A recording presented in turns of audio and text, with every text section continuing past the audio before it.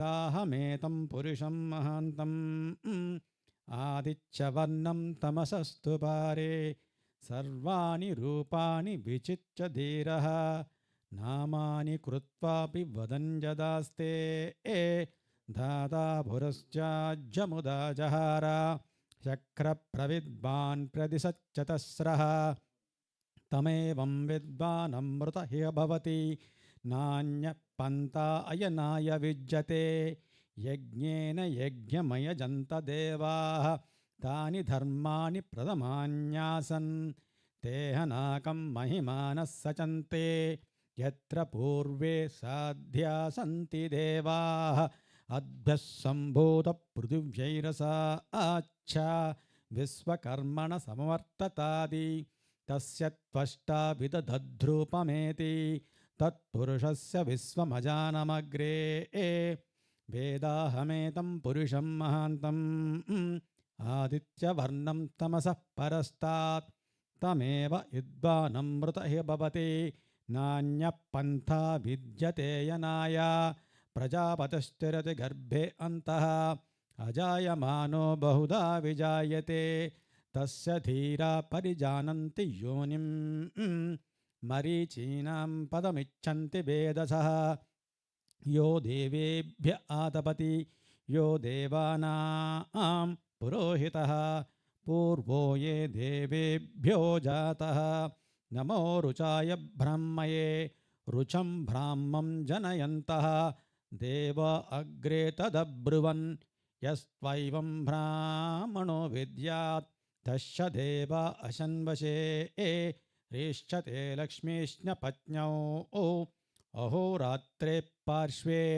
नक्षत्राणि रूपम् अश्विनौ व्यात्तम् इष्टं मनिषाणा अमुं मनिषाणा सर्वं मनिषाणा ॐ शान्ति शान्ति शान्तिः ॐ तच्छं योरावृणीमहे गातुं यज्ञाय गातुं यज्ञपतये दैवी स्वस्तिरस्तु नः स्वस्तिर्मानुष्येभ्यः ऊर्ध्वं जिगातु भेषजं शं नो अस्तु द्विपदे शं चतुष्पदे ॐ शान्ति शान्ति शान्तिः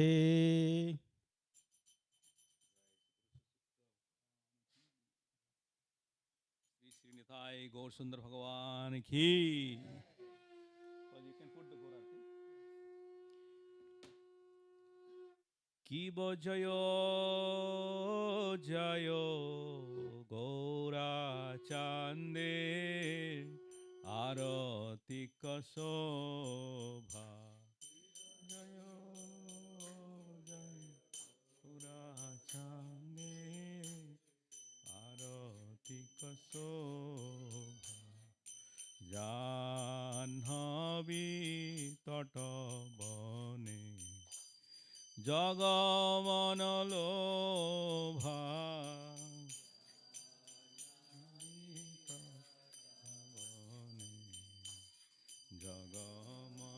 জগমনলোভা জগজন মনলোভা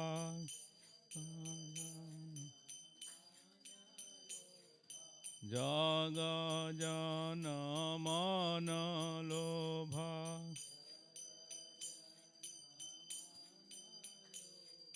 gaurangera aratika sobha jaga jana mana lobha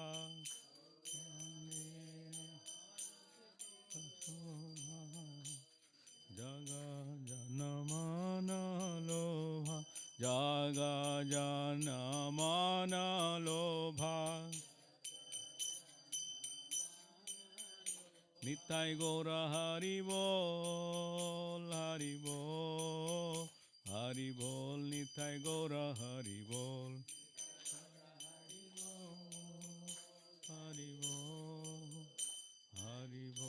nitai gora hari bol Kiva dakshine nitai chanda Bami gadadhara Kiva dakshine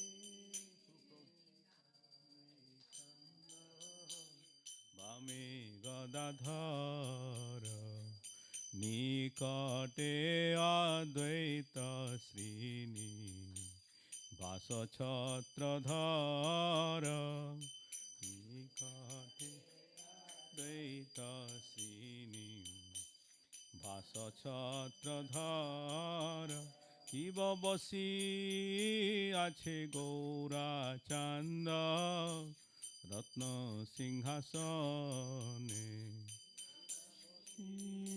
আছে গৌরা চান্দ রত্ন সিংহাসনে আরতি করে না ব্রহ্মা আদি দেবগণে আরতি করে না ব্রহ্মা আদি দেবগণে কিব নর হরি আদি করি চামর ধুলায় কিব নর হরি করি চামর ধুলায় সঞ্জয় মুকুন্দ বাসু ঘোষ আদি গায় সঞ্জয় মুকুন্দ বাসু ঘোষ আদি গায় কিব শঙ্খ বাজে ঘণ্ট বাজে বাজে করতাল কিব শঙ্খ বাজে ঘণ্ট বাজে বাজে করতাল মধুর মৃদঙ্গ বাজে পরম রসাল মধুর মৃদঙ্গ বাজে পরম রসাল শঙ্খ বাজে ঘণ্ট বাজে মধুর মধুর মধুর বাজে শঙ্খ বাজে ঘণ্ট বাজে মধুর মধুর মধুর বাজে শঙ্খ বাজে ঘণ্ট বাজে মধুর মধুর মধুর বাজে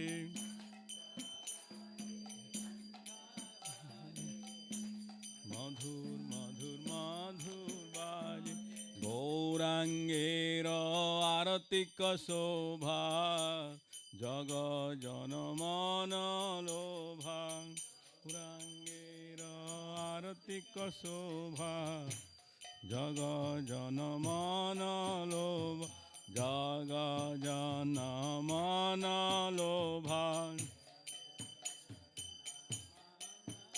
নিতাই গৌর হরি বল হরি বল হরি বল নিতাই গৌর হরি বল হরি বল হরি বল নিতাই গৌর হরি বল কিব বহু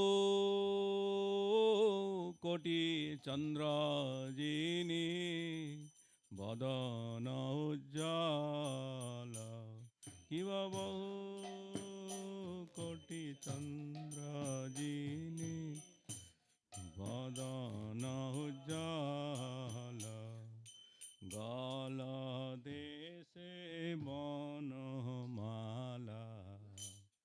করে ঝলমল গল দেশে বনমালা করে ঝলমল কিব শিব সুখ নারদ প্রেমে গদ গদ কিব শিব সুখ নারদ প্রেমে গদ গদ ভকতি বিনোদ দেখে গৌরার সম্পদ ভকতি বিনোদ দেখে গৌরার সম্পদ ভকতি Binod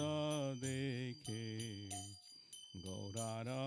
sampada bhakati noda deke gaurara sampada nama om vishnu padaya krishna pristhaya bhutale Srimate Bhakti Vedanta Swami Iti Namine Nama Om Vishnu Padaya Krishna Pristhaya Bhutale Srimate Bhakti Vedanta Swami Iti Namine Namaste Saraswati Devi Gauravani Pracharine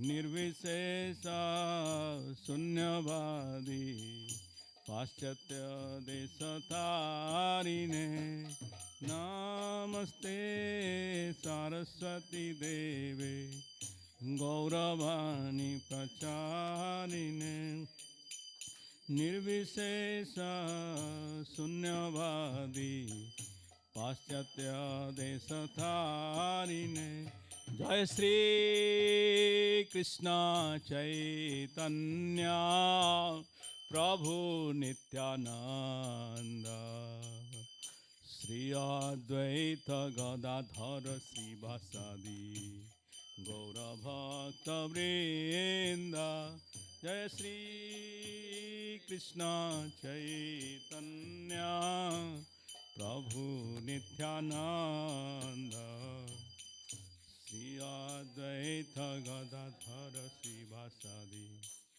Gaura Bhakta Vrinda Jai Shri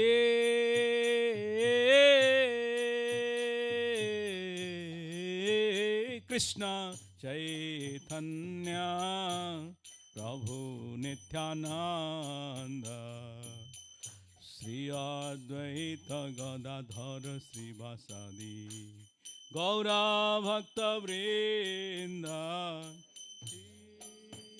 Krishna Chaitanya Prabhu Nityananda Shri Advaita Gadadhara Gaur Bhakta Vrinda Hare Krishna Krishna Krishna Hare Hare Hare Rama Rama Rama Hare Hare Hare Krishna Krishna Hare Hare Hare Rama Rama Rama Hare Hare Hare Krishna Krishna Krishna Hare Hare Hare Rama Rama Rama Hare Hare Hare Krishna Krishna Krishna Hare Hare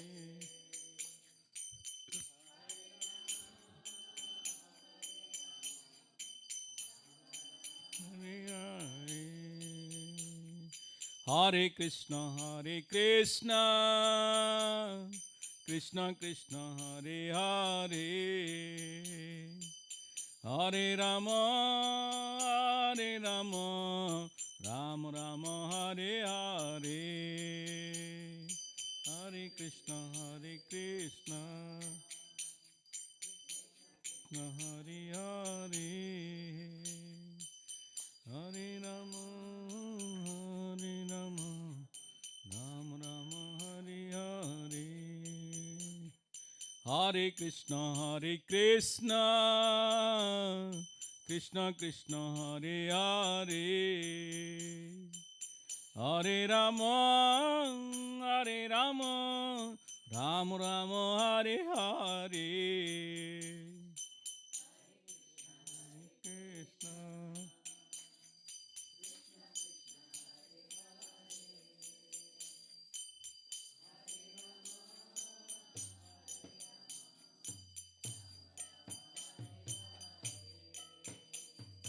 Hare Krishna, Krishna Krishna, Hare Hare, Hare Rama, Hare Rama, Rama Rama, Hare Hare.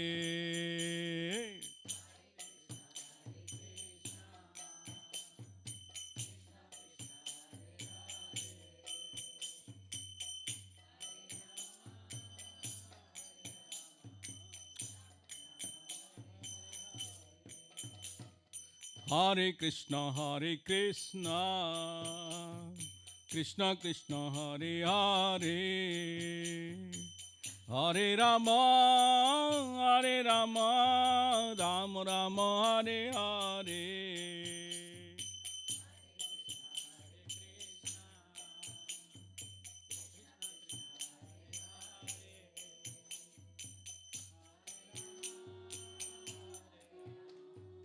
Rama Rama, Hare Hare.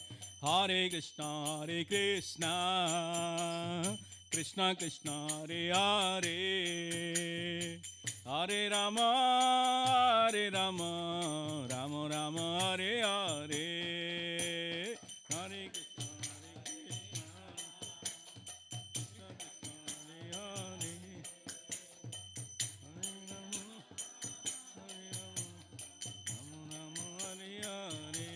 Hare. Hare Krishna, Krishna Krishna, Hare Hare, Hare Rama, Hare Rama, Rama Rama, Hare Hare. Hare Krishna, Krishna Krishna, Hare Hare, Hare Rama, Hare Rama, Rama Rama, Hare Hare. Hare Krishna, Krishna Krishna, Hare Hare, Hare Rama, Hare Rama, Rama Rama, Hare Hare.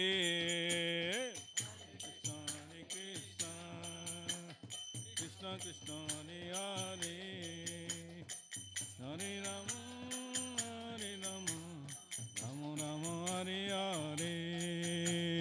Hare Krishna, Krishna Krishna, Hare Hare, Hare Rama, Hare Rama, Rama Rama, Hare Hare.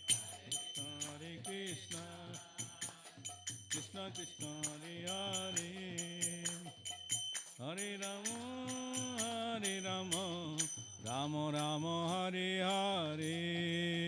Nitai Gaura Hari Bol, Hari Bol, Hari Bol, Nitai Gaura Hari Bol.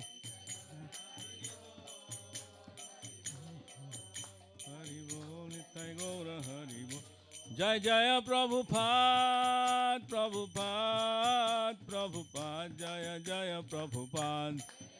Prabhupada, Prabhupada, Prabhupada, Jaya Jaya Prabhupada. जय जय श्रील प्रभुपाद की जय। विष्णुपाद परमहंस परिव्राजकाचार्य अष्टोत्तर शत विचणार भक्ति वेदांत स्वामी जगतगुरु श्रील प्रभुपाद महाराज की।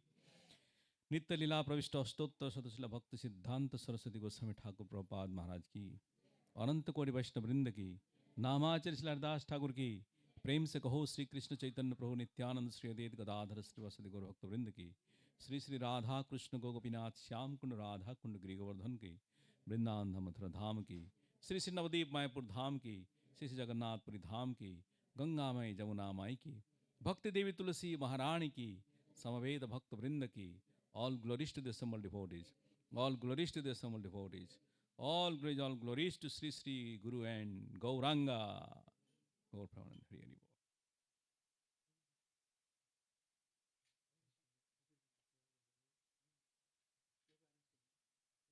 Can you get the chairs here? Hari Bol. Chairs.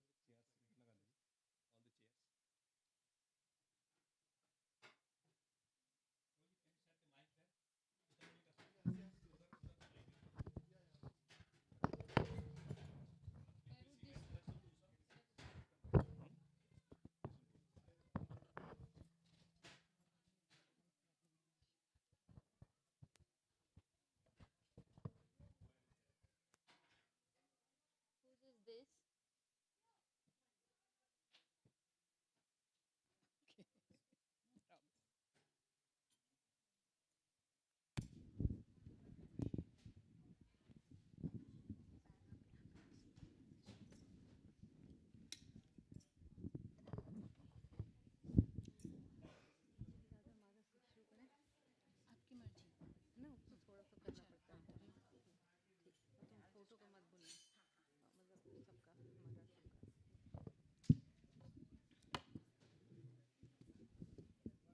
Hare Krishna, everyone. Please be seated. Krishna.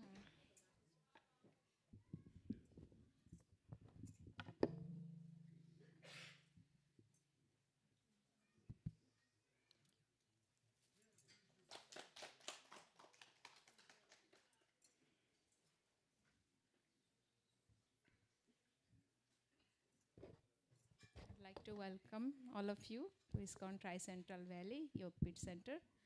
And we would like to welcome Her Grace Aruddha Mataji. And those of you who know me, you know that I have homeschooled my kids, right? And do you know who is my guru in homeschooling? It's Mataji. Yes. So Mataji has pioneered homeschooling in ISKCON. She is the pioneer actually. She was the first one who started in America homeschooling years and years back. So I would just give a little bio of Mataji to give you an idea. I know she's very famous all over the world. She travels all over the world, even though in her VG schedule, she just came here to meet all of us and give us her wisdom and experience. So Aruddha Devi Dasi, Mataji, married to Anantrupa Das Prabhu and moved to US together. They started a temple in Boise, USA. Anybody knows where is Boise? Idaho. Yes. It's a very small place, but hardly people know. That's why I asked. In 1986, as a small weekly program in their home, they started a temple at their home. Now, 30 years later, there is a beautiful, actually it's 40, right, Mata? 40 years later, there is a beautiful ISKCON temple for Shri Radha Banke Vihari. Mataji homeschooled her two sons, Radhika Raman and Gopal Hari, by mainly using the Srimad Bhagavatam, translated by His Divine Grace, Srila Bhaktivedanta Swami Prabhupada. Both her sons completed their PhD from Oxford University at the age of 21.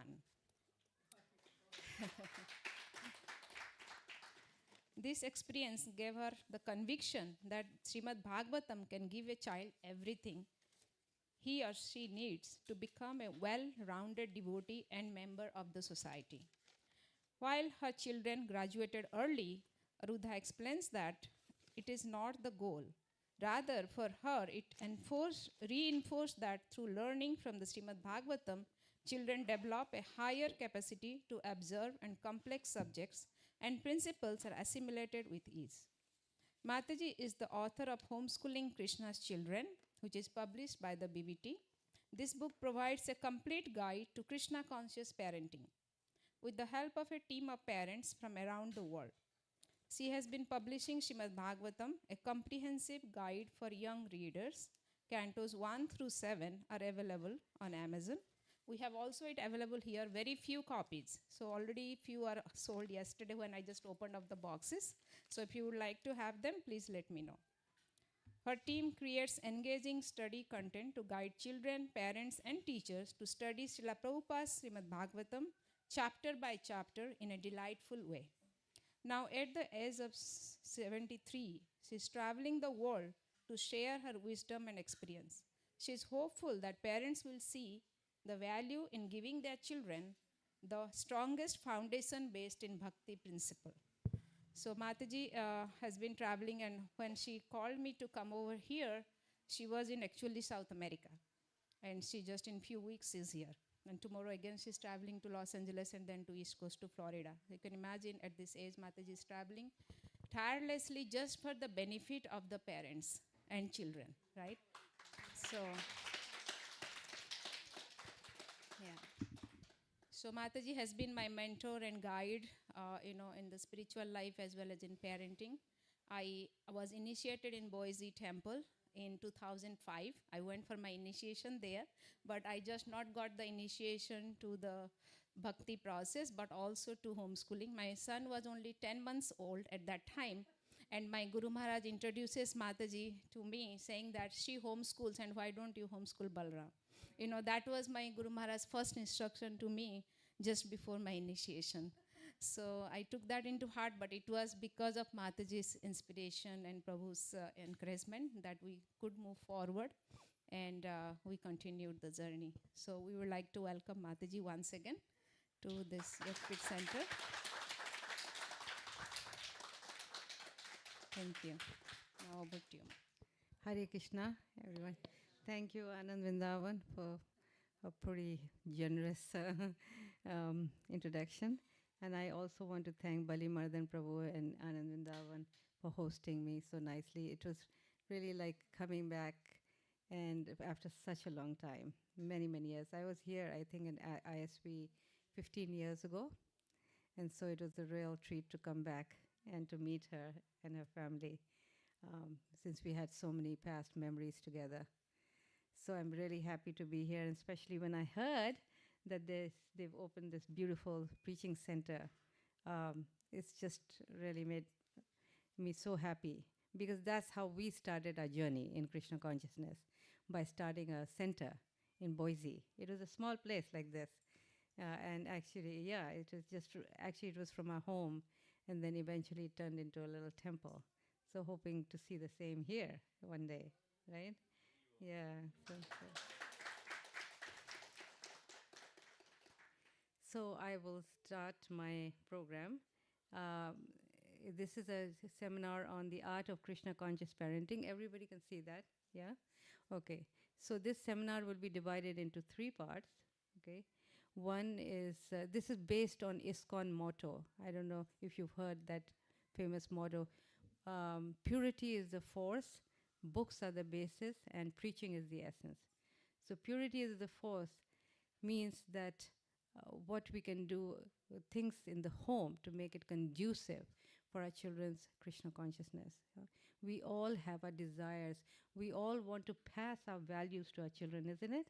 The values that we brought from home, from India, the values that we learn here, from Prabhupada, from ISKCON. We have a great desire to pass that on with our children, especially when we see in today's world, right?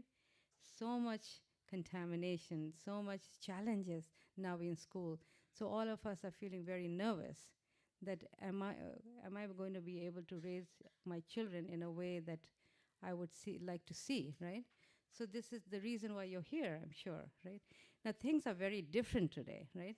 In America, 20 years ago, the biggest challenge was what? What do you think it was in schools? In schools, the biggest challenge the teachers had. You'll never guess. It's like chewing gum. Kids would chew gum and they would stick it under the desk. And the teacher would get very upset and chastise. That used to be the biggest problem 20 years ago, maybe 25. Now what is the biggest challenge you think in schools? Yeah, shooting, drugs, yeah, bullying, big. Right? I don't know how it's like in California, but everywhere I travel, it's the same problem. Even in places like Melbourne, everywhere, you name it, it's everywhere like that. I was just in South America, and it's the same problems. Some places really difficult. You know, in some areas where it's more progressive, the more advanced they are, the greater the problems are, right? So anyway, and now the problems are creeping, has already crept in India also. Terrible problems, you know. So anyway, so we see that how concerning this is, and how there's such a great need to do something about it. And really, we are very fortunate to be here, because the solution lies in the reason why you're here. You know, just by Krishna consciousness is the solution for all problems that we see. You know, all the material problems that we see today, you cannot solve it by material solutions. The only solutions that will work will be spiritual, okay? Because that's where the power is, right? That has the power in actually purifying the heart of everyone. So this is the first thing, is what do we do at home to make it very favorable for our children's Krishna consciousness? That's the first part. The second part is the academic curriculum, okay? In other words, the study of Srimad Bhagavatam for our children. Why do I say academic? Why don't I say like Shastrik or something? It is Shastrik. The reason why I say it's academic is because that should become the basis of our education. Even if you're sending your child to school, even then, that should be the basis of our education. And we're going to see why. Because Prabhupada said that Everything material comes from spiritual. Srimad Bhagavatam covers all subject matters in the world. Anything that you study today with your children is coming from Srimad Bhagavatam. So by giving that strong foundation of Shastras, especially of Srimad Bhagavatam, the children actually understand all the subjects in the world, but with a theistic understanding, okay, which is very important. So anyway, more about that later. And the third part is extracurricular activities. What do we do for our children by which their faith, their identity as devotees becomes solid? Okay, because when children go into mainstream schools, right, they want to melt into the, the environment there, right? They feel embarrassed to be who they are, right? You see that all the time, right? They're very embarrassed. They want to be just like everybody else, right? And so it's okay to be friends with everybody, but there's a difference between, just when we become friends, it doesn't mean we follow them, right? We become friends, but we don't imitate them, we don't follow them. And how to understand that is by strengthening their identity as devotees. And when they understand and they are proud of the fact that, oh, I'm proud to be a devotee, that's when you can actually save them, is when they are proud of who they are.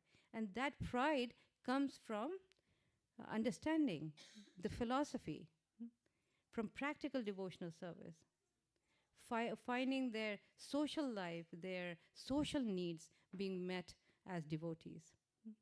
And you are actually very fortunate to be in a place like this, because you have your own social events, I'm sure, Krishna conscious social events.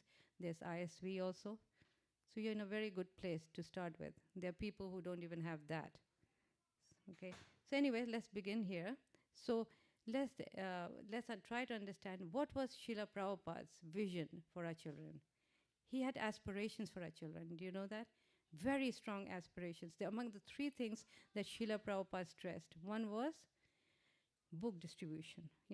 Everybody knows that, right? Being near ISV, you know that. Book distribution. Second was deity worship. And the third was Gurukula. So it was very high on the list. Gurukula basically used to be for the first 10 years of a child's life, because that's when it's very important to give those basic training to children, which makes them very strong morally and spiritually. So this was very important. So, of course, as you know, Srila Prabhupada worked very hard to establish Gurukulas, but today there's very few left, right? And they may be very far away. So what do we do? What do? We make a home into similar to a Gurukula, right? We become the teachers, and it becomes like an ashram at home with adjustments. Obviously, it's a grahastha life. There has to be some adjustments, right? 50 years ago in India, influential people were sending their children to Gurukula, even though they had everything, all the money, everything, all the facilities at their door, right? Still they were sending their children to Gurukula. Why? Because they understood the importance of teaching them, inculcating in them important qualities.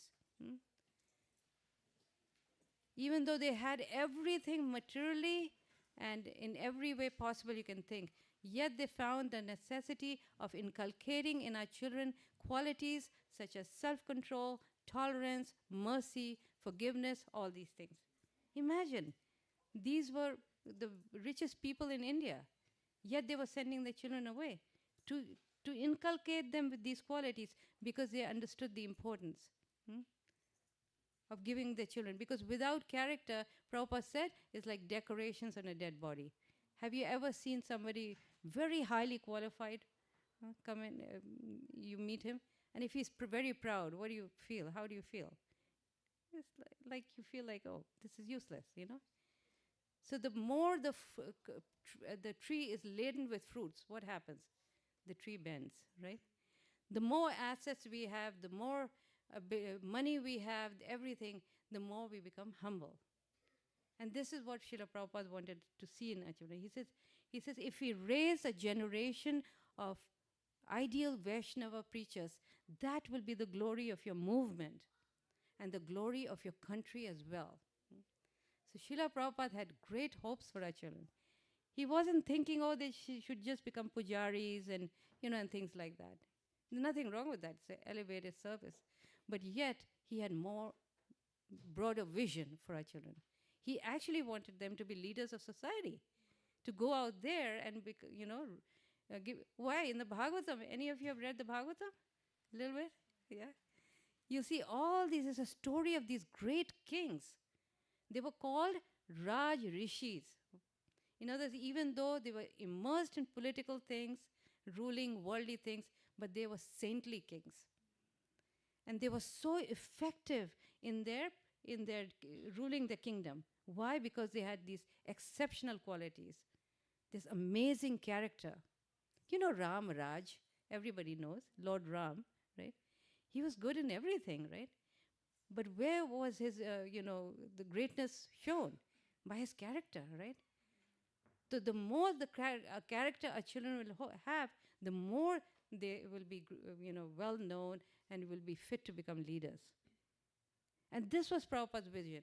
He wanted a whole generation of kids to be raised with good character, good qualities. Because we want our children, when people meet our children, we want them to say things like, not only that they're brilliant. When my older son went to college, then one teacher remarked, he says, something different about this child, And what did he say? That he doesn't base somebody else's, his own success with somebody else's failure. What is material life? If I'm successful, you have to fail. That's the mood, right? But devotees don't think like that. This is one of those character trainings that we want to give our children. Very, very, very kind-hearted and also very humble, tolerant, all these things. So you see the Srimad Bhagavatam is full of stories like that. Great, great personalities, emperors of the entire planet, yet very, very humble, tolerant, and very good leaders as well, right? So this is what Srila Prabhupada's vision for our children was, right? And today we see that schools, they become like, he said they were like slaughterhouses. When I first heard this, I was like, really? How can that be, right? I was a little skeptical. But now it's not just a metaphor, it's a reality. You just said, there's shooting, there's this, that, right? It's become like that, right? So in other words, Srila Prabhupada said that schools are not meant, education is not just meant for eating, sleeping, mating, and defending. These are the 4 propensities that animals do, right? They eat, they sleep, they mate, they defend, right? But he says these things are natural in anybody. Nobody needs training for this. And the schools are giving training to how to do these things better. Now, sleep industry is like $1 million industry. You can get mattresses for what? Maybe in California it's $2,000, $3,000, right? One mattress. It's a whole science, right? But do you really need, you need a 6-foot place, right? To just go to sleep. Nobody needs training how to, okay, this is the way to sleep. Nobody needs training how to eat, right? Defending, you automatically know, if there's danger, right? So in this way, Prabhupada said, no, schools are meant, education is meant to learn how to control these activities.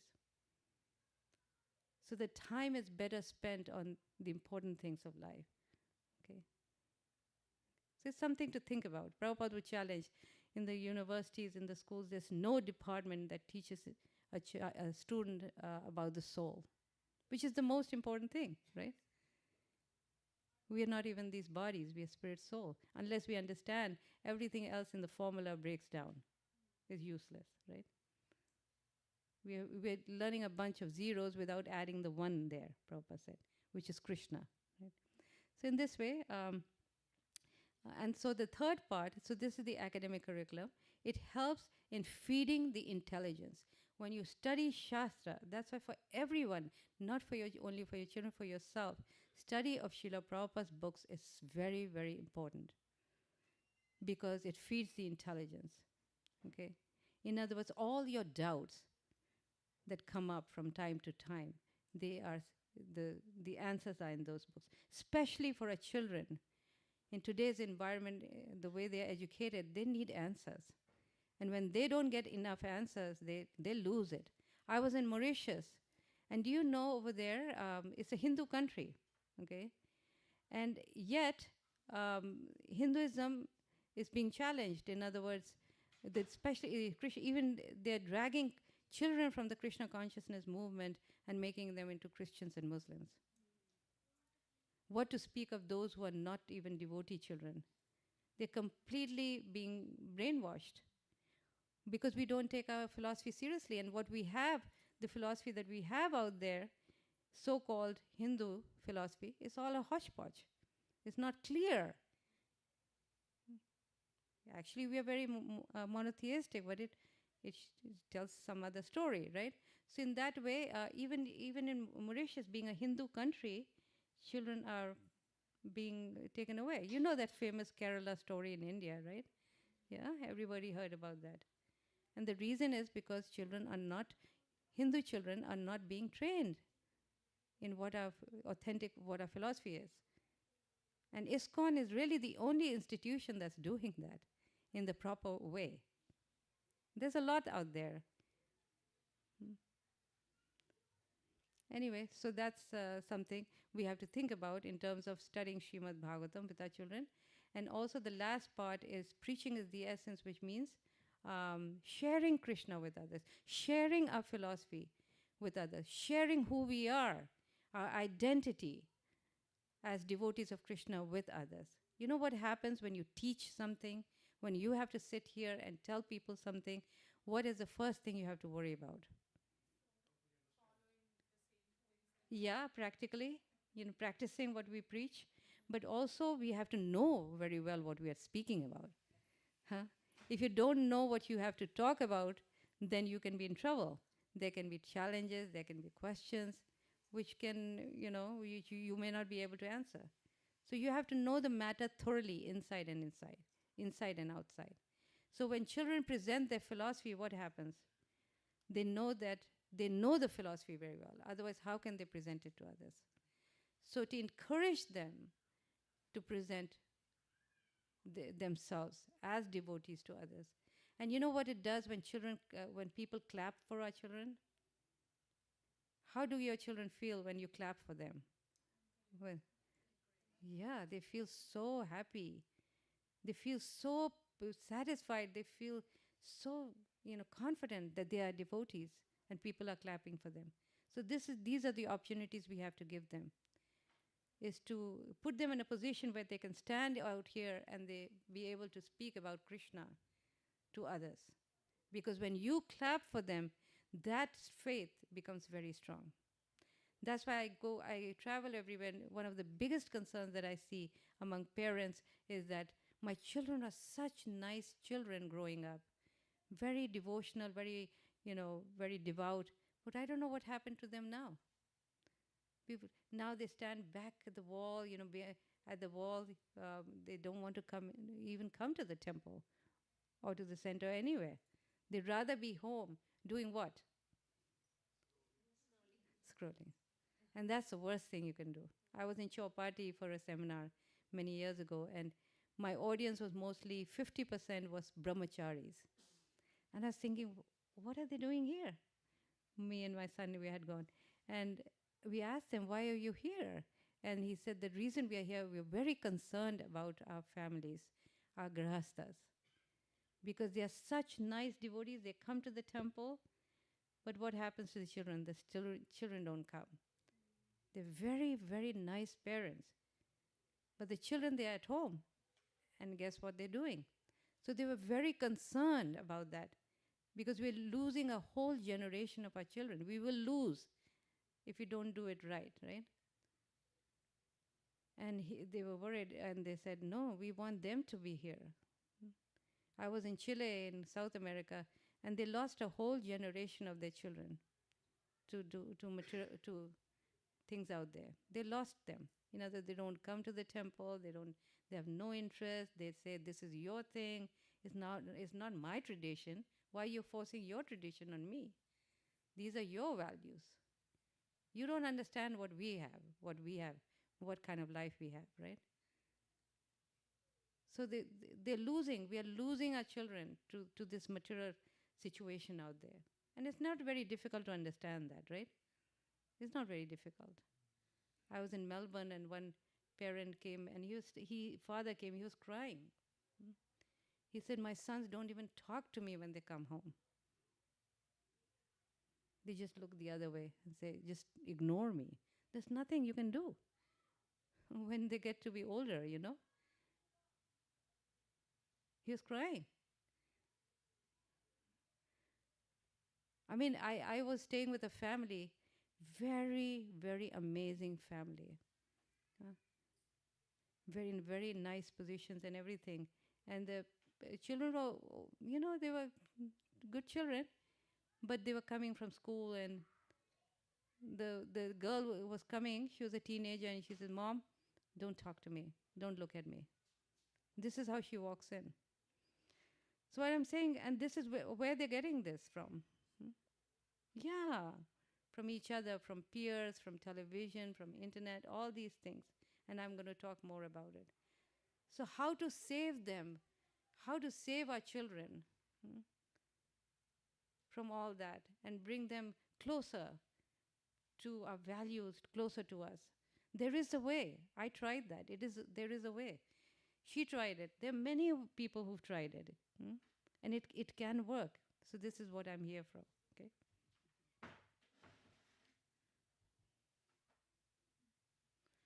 So these are I'm going to talk about all the things you should do and all the things you should avoid. Okay.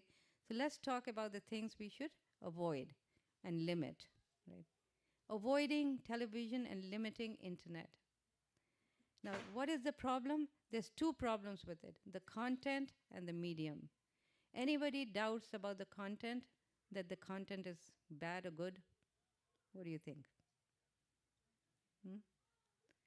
The content, what they see on television, do you think is good for them?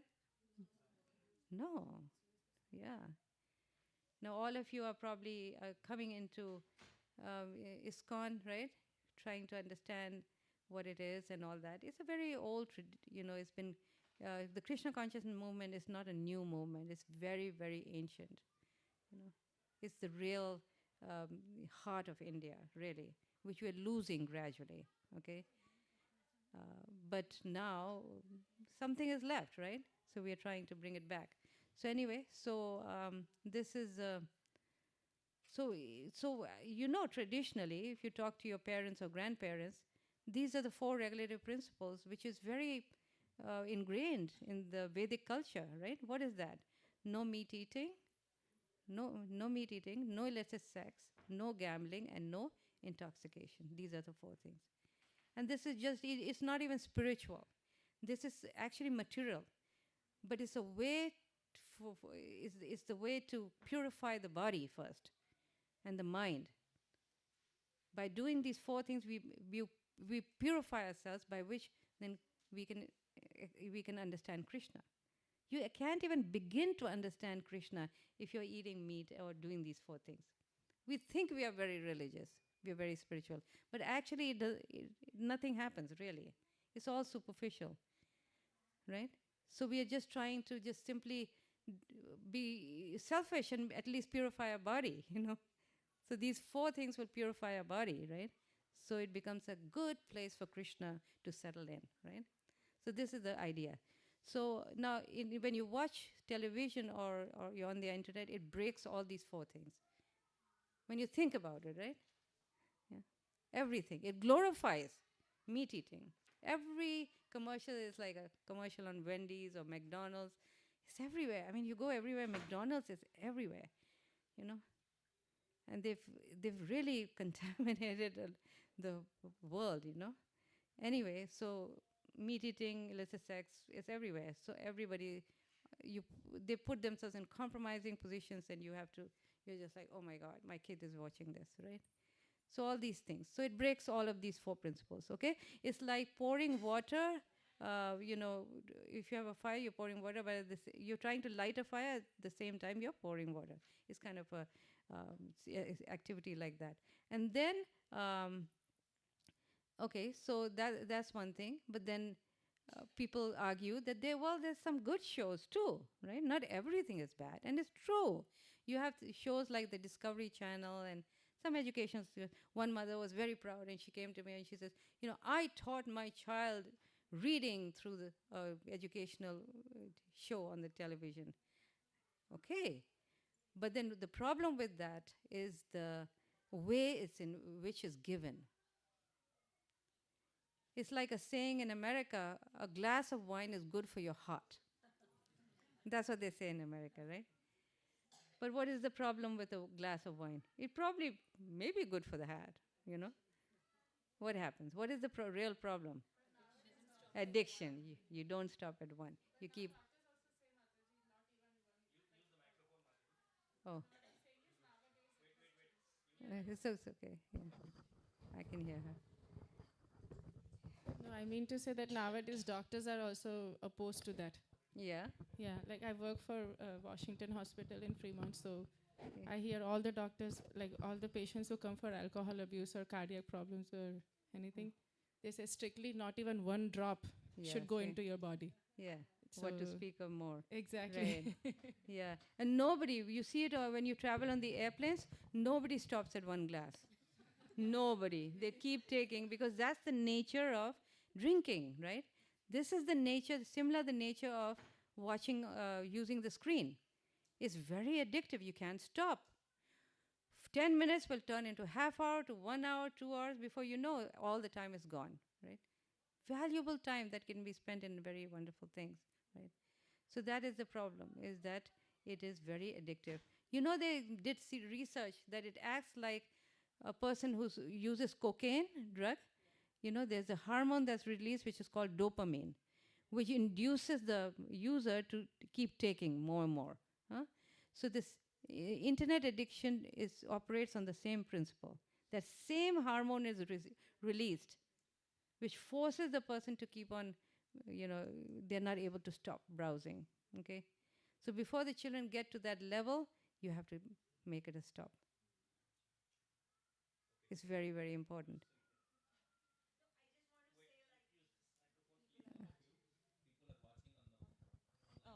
So I just recently read it somewhere. Like initially, they used to say that these animated movies or the animated shows, which are like kind of educational shows, that increases the imagination power for the kids. But now it's all opposite. Like they say that the more you show these kind of animated videos to the kids, their imagination power is actually getting killed. And then the kids are losing all the creative skills and Very powers. good. Yeah. So now it's all opposite, like what they used to Because they're initially doing a say. lot of research. Yeah. They actually have, this research has been out for a long time. Yeah. It's just that people didn't know, and they were not putting it out there or something. Because they've done research that it actually makes the brain lazy. Why do you think it makes it lazy? Yeah, because it's a one-way download from the tube to the brain. There's no interaction. When a child is watching, he's not saying, oh, but wait a minute, what is this? Just like Arjuna asked Krishna, right? He didn't understand something. He says, but Krishna, I'm confused. You say this, and then you say this, and then you say this, right? Is there anything like that when you watch television or internet? No. The brain, they've done research, becomes lazy to the point that it doesn't want to exercise anymore. So the brain is like a muscle. When you don't use the muscle, what happens? It becomes useless, right? So by keep on watching, putting all this time into doing programs and all from the computer, your brain will stop functioning. Basically, it stops functioning. So all types of urges for creative thinking, analytical thinking, reasoning, the child has no urge for it. And now with the AI, yeah, it's like there's no incentive at all. You can get, I mean, a teacher can assign a very good, a very difficult essay or something. They can get everything from ChatGPT and just, it's all there, right? No need to use your human brain, you know. So this is a very alarming thing. And you can, yeah, they say that 10 years from now, they're going to realize how or so damaging it is. Very soon, just like in America, smoking is on the downside. Why? Because they did so much propaganda against it. So the smoking is gone down, right? Same thing is going to happen with phone use. But it's going to be too late for our children. That's the problem. We are going to lose this generation of our children and the next probably. So that's why it's very important to understand that. And also they've done research. The more you study, do your work from the internet, the more the retention, the ability to retain information goes less and less and less, right? And you see that if you talk to your parents or grandparents, the movies that they used to see, black and white, each scene would be like, 3 minutes long or something? And they would go on and on and on, the expressions, the songs, and everybody was thinking, wow, it's so amazing, it's so nice, right? Now you show that show, that movie to a bunch of college kids, they just like go crazy. They cannot handle it. Now, each scene can changes in about 15 seconds, you know that? Yeah. It's like because then they have no retention value has gone down. And what to speak of the brain being damaged? There's neurons in our brains, okay? They go very nicely in a balanced way on both sides. What happens is when a child is raised with these phones, smartphones, all the neurons go to one side. And they're permanently like that. You can't change it. At least as an adult, if you use it, your brain is already formed. There's no such damage. But when you hand the phones to little children, you can't imagine the damage you're doing to them. It's very serious. And you see that all the time, especially in India also, you see it all the time. The maid servants come, they go upstairs to work, their two little kids are handed the phone, and for 2-3 hours while she works, they are on that phone because it becomes a babysitter for them, right? Even sometimes educated people like ourselves, we also do that, We use it like a babysitter, right?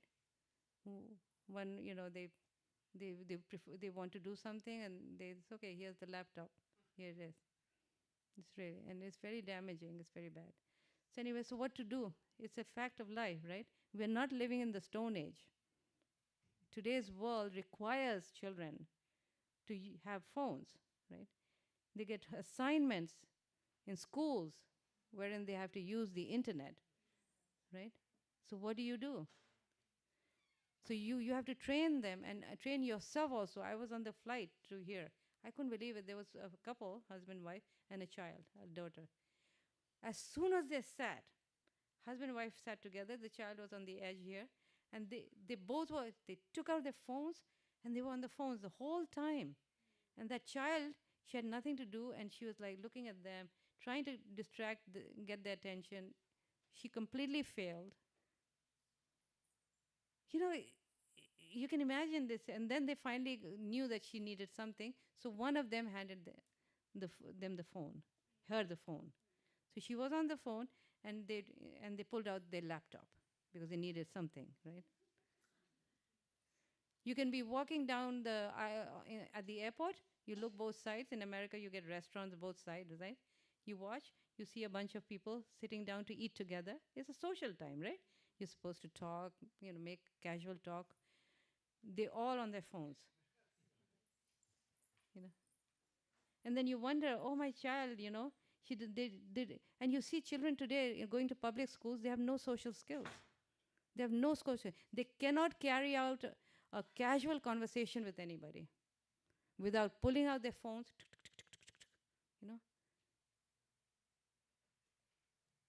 And people say, oh, you're homeschooling them? How will they learn social skills? Yeah, right. But see, when children, my husband would tell this story about Indira Gandhi. She became the Prime Minister of India. Everybody knows, right? You know how she became a prime minister? She wasn't even a high school educated person. She didn't even pass a high school. How she became such a great politician?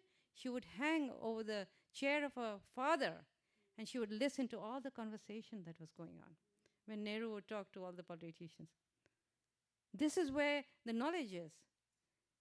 It's among the people who are older than you, who are, teach you responsibility, wisdom, we call it, right? That's where the wisdom is. And children are lacking all that. Now, in schools, they sentence them to 40 kids in a classroom, and they're all of the same age. So Prabhupada used to call fools learning from fools. And what used to be the old system of education? One teacher, a few students of different ages. Right? You know that, right? And even today, if you go to the villages, you'll see schools like that. Cambridge and Oxford University, two of the top universities, they have the tutorial system. One teacher, one student. Two of the biggest schools in the world, right?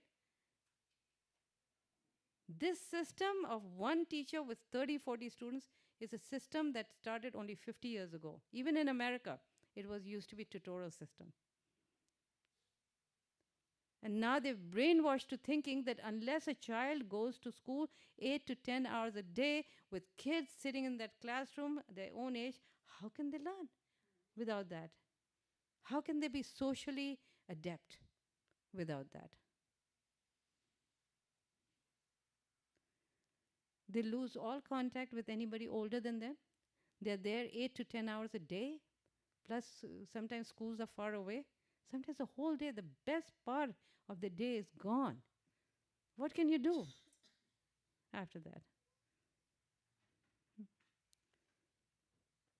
What I'm saying, the system, the way it's changed drastically, right? And now the teacher speaks, the student listens, the student thinks, oh, my teacher is so brilliant, I'm such a fool. Because there's no interaction. When there's interaction, there's sharpening of the intellect. You think, you have to speak, there's communication. The brain is active, right? When there's interaction. The whole Bhagavatam was a discussion between the sages. And I tell you, the success of my schooling with my children was based on this fact. That there was so much discussion, there was so much interaction between the child and the parents. But the child never thinks though, but parents are still their teachers, the instructors. Anyway, so this is something very important to think about. So therefore, we have to educate ourselves, first of all, into what's happening out there, the problems that are happening out there. And there's some heavy problems too, okay?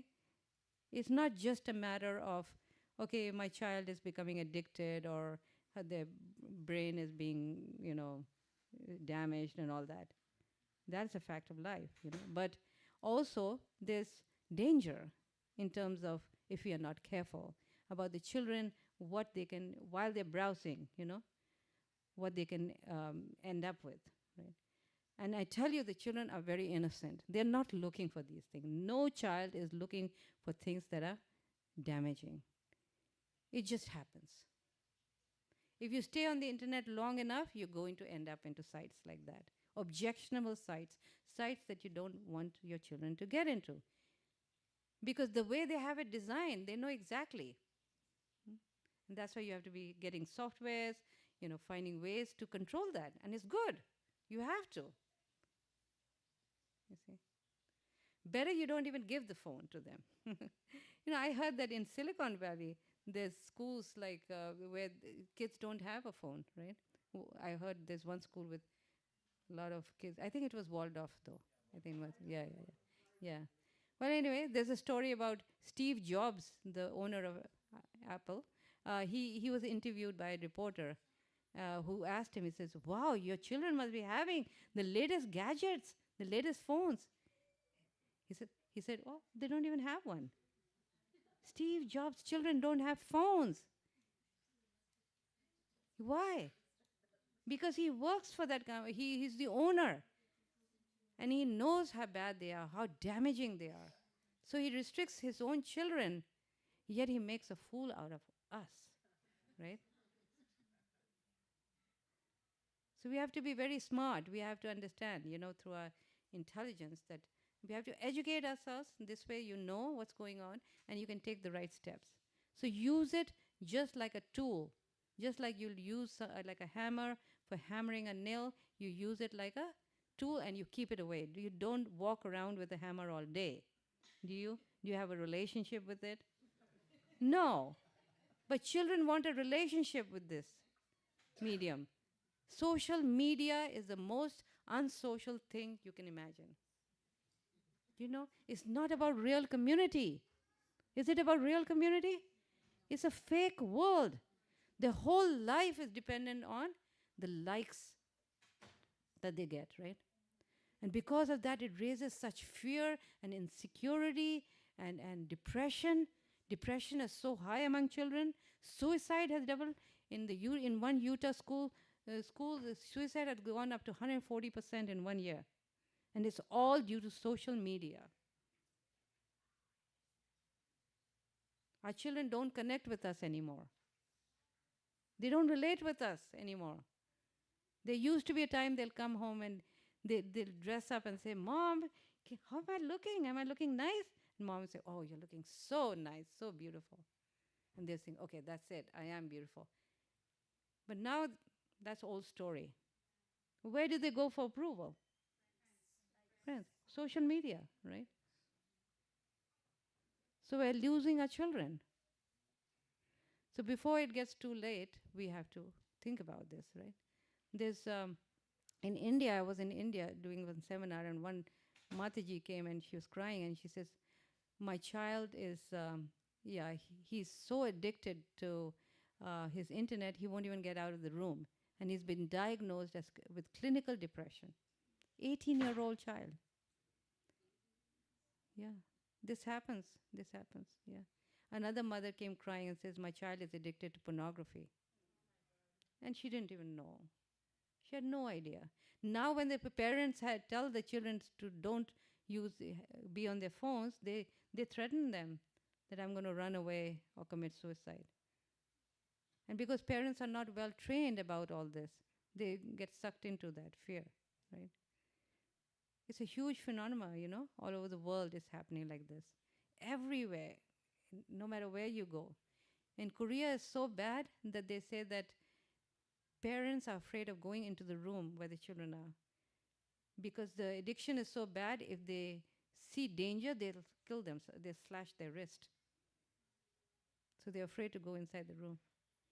It's becoming a huge problem now all over the world. So don't think that it's not going to enter this society. It's just a matter of time, right? But before it happens, I was, one of my son's friends from Belgium, he was here with us, and he doesn't even have a phone. And he's like in his 40s.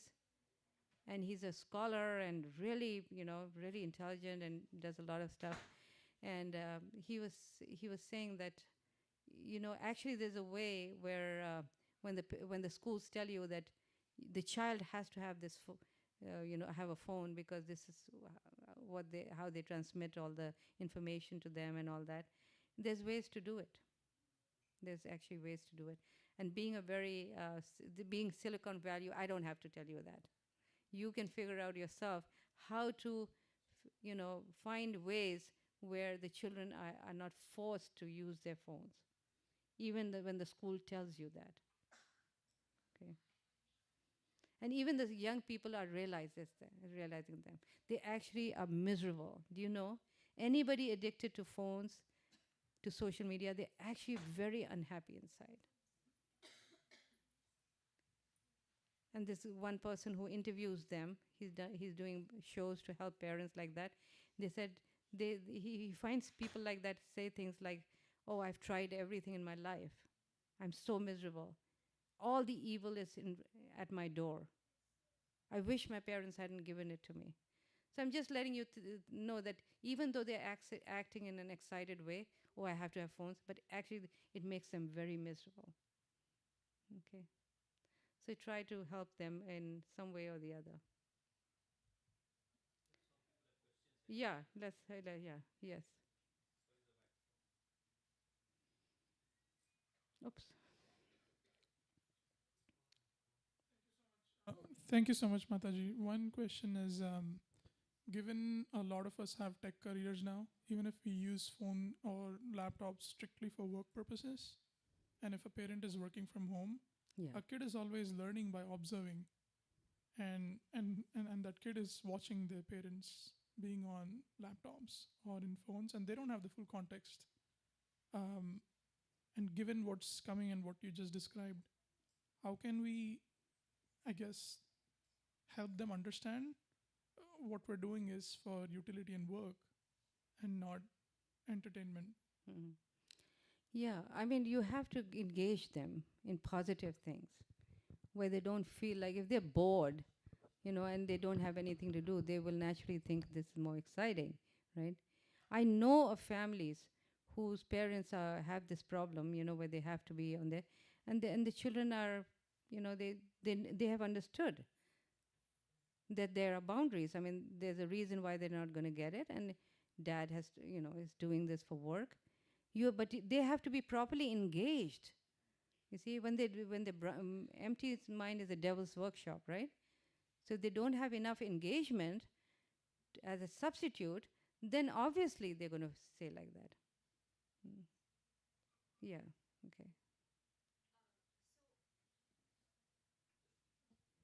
Yeah, so one more problem which like we personally face is so we have restricted our daughter from using like phones or screen time a lot, like uh, so it's like hardly like maybe 10 or 15 minutes per month, I would say, even if she's seeing something here and there.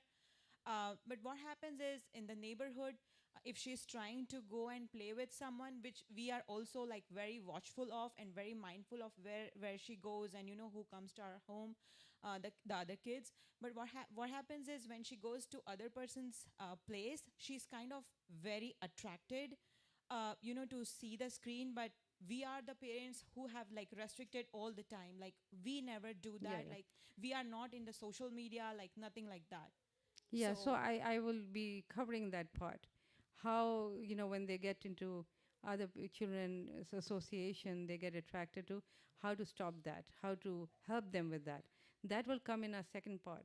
Okay, thank you books are so the much. basis, which means, okay, I will tell you. Yeah, okay. Should we go on then? Go on, yeah.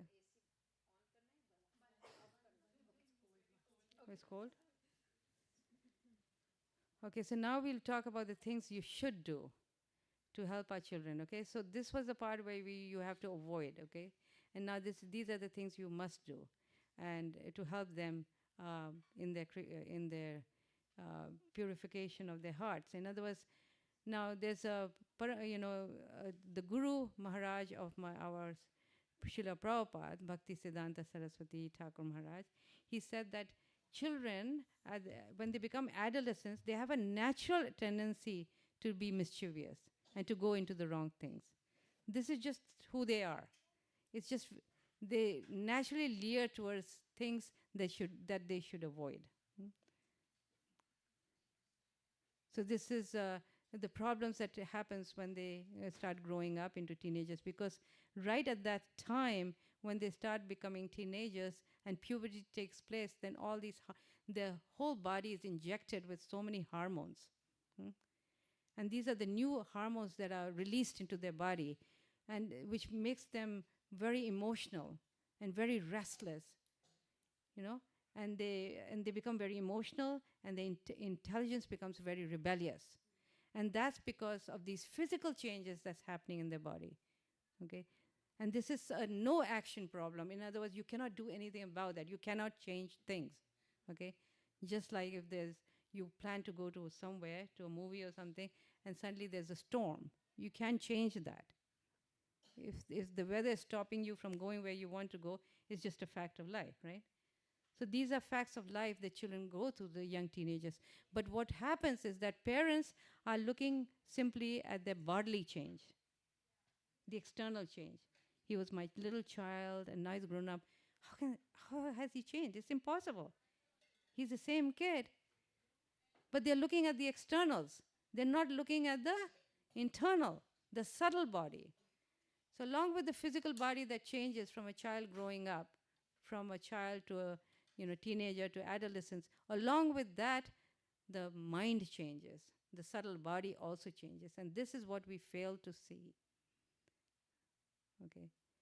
And all these different things are happening in the body. They themselves cannot understand why they're changing, why these feelings are coming, why these emotions are coming. We don't understand, but they themselves don't understand. And what happens when we accuse them of not being this or that? They become very defensive and they clamp up. And that's where the communication gap happens. Okay? And there's a huge valley, there's a huge gap between children and parents. And gradually this gap becomes like a valley. It becomes so big that the child completely stops communicating with you. So the problem is then what to do at that time.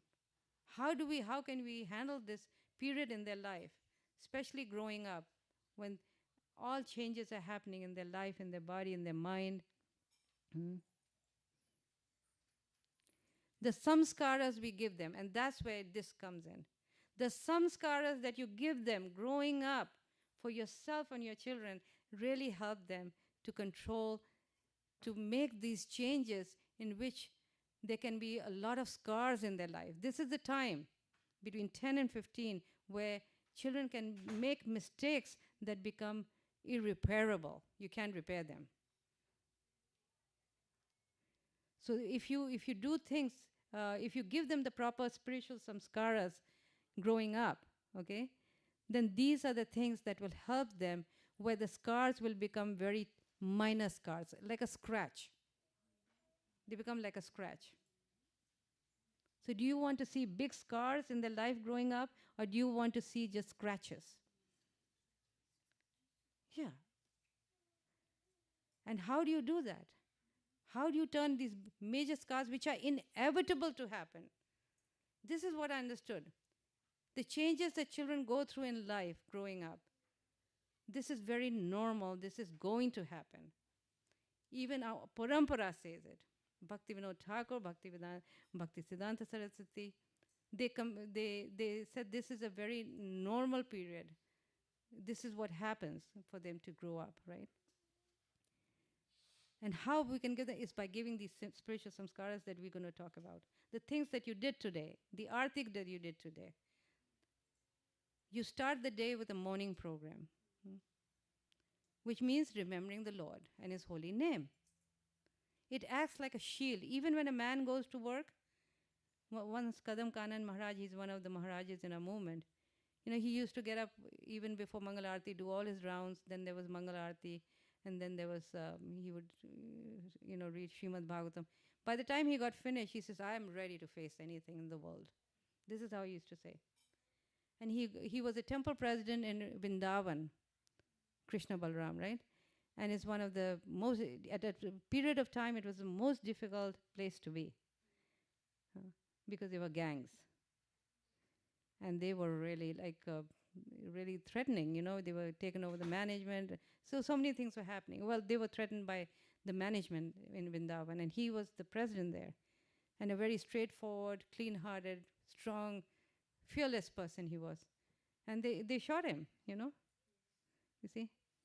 See, he understood what it means in today's world to be out in today's world. We may not have that exactly the problem, but our children are facing all kinds of problems. You don't know what's going to happen next.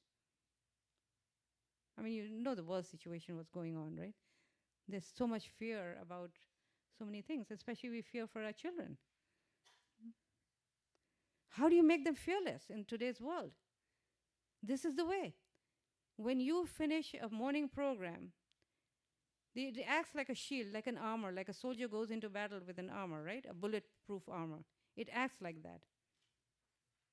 Because we cannot take Krishna consciousness lightly. It's a very powerful process. It makes you fearless. So when nothing works for our children, what will work? Even if we don't work for them anymore, right? There comes a time when they don't listen to us. You know there has to be more avenues than us, right?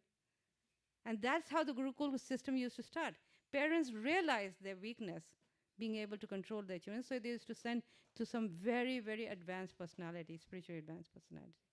Of course, all that system has pretty much failed now. Very little now left, right? Very few are available now. So they understood the value of some, higher advanced association. So this gives the advanced association. And this advanced association is from Prabhupada, from Krishna. So when our influence stops and fails, because children feel very loyal to their parents, they feel very committed to their parents, don't they? Because they realize how much love and energy and sacrifice has gone into raising them. They understand to some extent, right? So they feel committed, and you see that commitment sometimes in them, where they don't feel like studying, but they'll still pick up the book and they start studying. Why? Because my parents have done so much for me. How can I disappoint them? And that comes from close relationship, the commitment that we have, the committed relationship we have with them, right? But there's a period in their life where the influence, the emotions are so strong due to the upheaval in their body, in their mind, is so strong that even that doesn't work. And they try, but it doesn't work. And they take the wrong step, right? What helps at that? Something has to help after that. What is it that helps? What do you think that helps? Divine power. When everything fails in our children's life, with today's society and with today's schools and the atmosphere they are in, things do fail. We have a whole army out there that speaks against us. You have the internet, you have the teachers in school, you have the media. They know that the kids are going through problems. They've studied it. It's a great time to exploit that. And that's why you wonder. Because we are giving them an environment which is not consistent to what we are teaching, what we want them to do. It's just in complete opposite. And they're spending like 10 hours a day, 12 hours a day out there, right? Do you think it's fair to them? We're telling them something, but they're going there and learning something else. I was in Zurich, and one young girl came, and she had heard the whole seminar, and she said, I totally understand what you're saying, and I totally agree. But I feel like I'm swimming upstream all the time. You see? Because her parents are telling her something else, and she's going to school, and she's hearing something else. It's very difficult for our children. Actually, it's very difficult, right? So what do we do, right? So these are the spiritual samskaras we have to give them. And this is what the contribution of Srila Prabhupada to all of us is such a powerful process that if you do that, something happens. The lower intelligence turns into higher intelligence. The lower tendencies, they change because of the purification of the heart. They lose all the lower tendencies that they naturally have from the past life. We've been in these bodies for millions and millions of lifetimes. We've developed tendencies and attractions for sinful activities. Just like we have, they have. There's nothing you can do about it. How to break those? But these are very special children compared to the children out there. Because they've taken birth in families that already have a tendency and attraction for devotional life. They're not ordinary children also. And they're actually coming here for help. Because when they were in the womb for the mother, they were actually in great pain, right? We know that if you study Srimad Bhagavatam, they have a pretty stark description of what the child goes through. It's very painful what the child goes through, right? At that time, some of these special souls who take birth in devotee families, they remember the Lord and they pray to the Lord, "Oh Lord, please save us from this hell. I promise you, when I come out of here, I'll never forget you. Please, get me out of here. The worms are biting." There's a full description in the third canto, right? They're actually praying to the Lord. There's so much suffering, right? But what happens? Due to the force of birth, they forget. As soon as they are out, they're surrounded by love and smothering and all that. They forget that they had prayed to Krishna. Whose duty it is to remind them? What do you think is whose duty it is? Whose duty is to remind them? Parents. So this is our job. This is why we are here. This is why we have children born in our families. Did they choose they should come in your family? Did they have a choice? Did we have a choice? No. Which means our connection with them is only for this one life. But it's a very serious connection. It's a connection where the soul is praying. I haven't completed my journey. Please help me complete my journey. This is what our role is. It's very simple. We are here to help our children finish that journey that they started, but they never completed it. Right? This is our foremost duty. And along with that, obviously, all the material, things are needed, right? To give them a healthy body and mind and all that, right? But over and above that, our biggest duty is to give them these spiritual samskaras that you come here each week to learn about, that we need to get serious. Obviously, there's no learning without good examples. This is how children learn, is through examples. You don't give them good examples of your own examples, good role models in their life, they're not going to make it. Especially when children are very small. They say that you can predict first 5 years, whatever exposure a child has, you can predict what he's going to be in future life. It's so powerful. Even America is realizing. It's calling those years the lost years.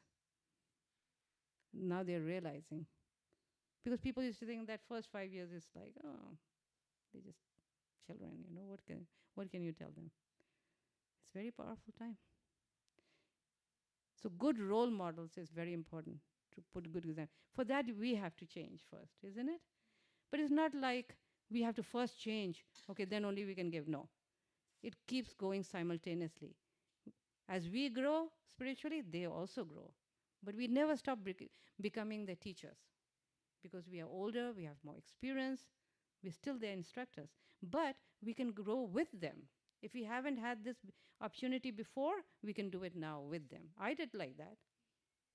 When my children were born and they're small, and when they were 5 years old, I was also a new devotee starting out, like many of you like that. So I grew with them. But the process is so powerful. It's so powerful. I don't know if you know enough about the things in ISKCON, but there are people who have come into this movement from completely backgrounds and countries, completely sinful, And if you see them today, they're completely saints.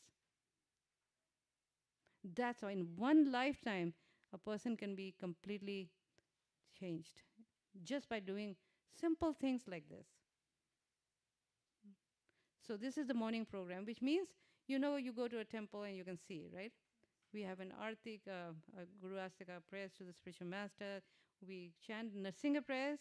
We do Tulsi Puja, and then we do Guru Puja. These are the 4 things we do. And with children, you can do that. Now, if they go to school, you can make it short. You can become flexible. If you don't have time, they can even stand in front of the altar.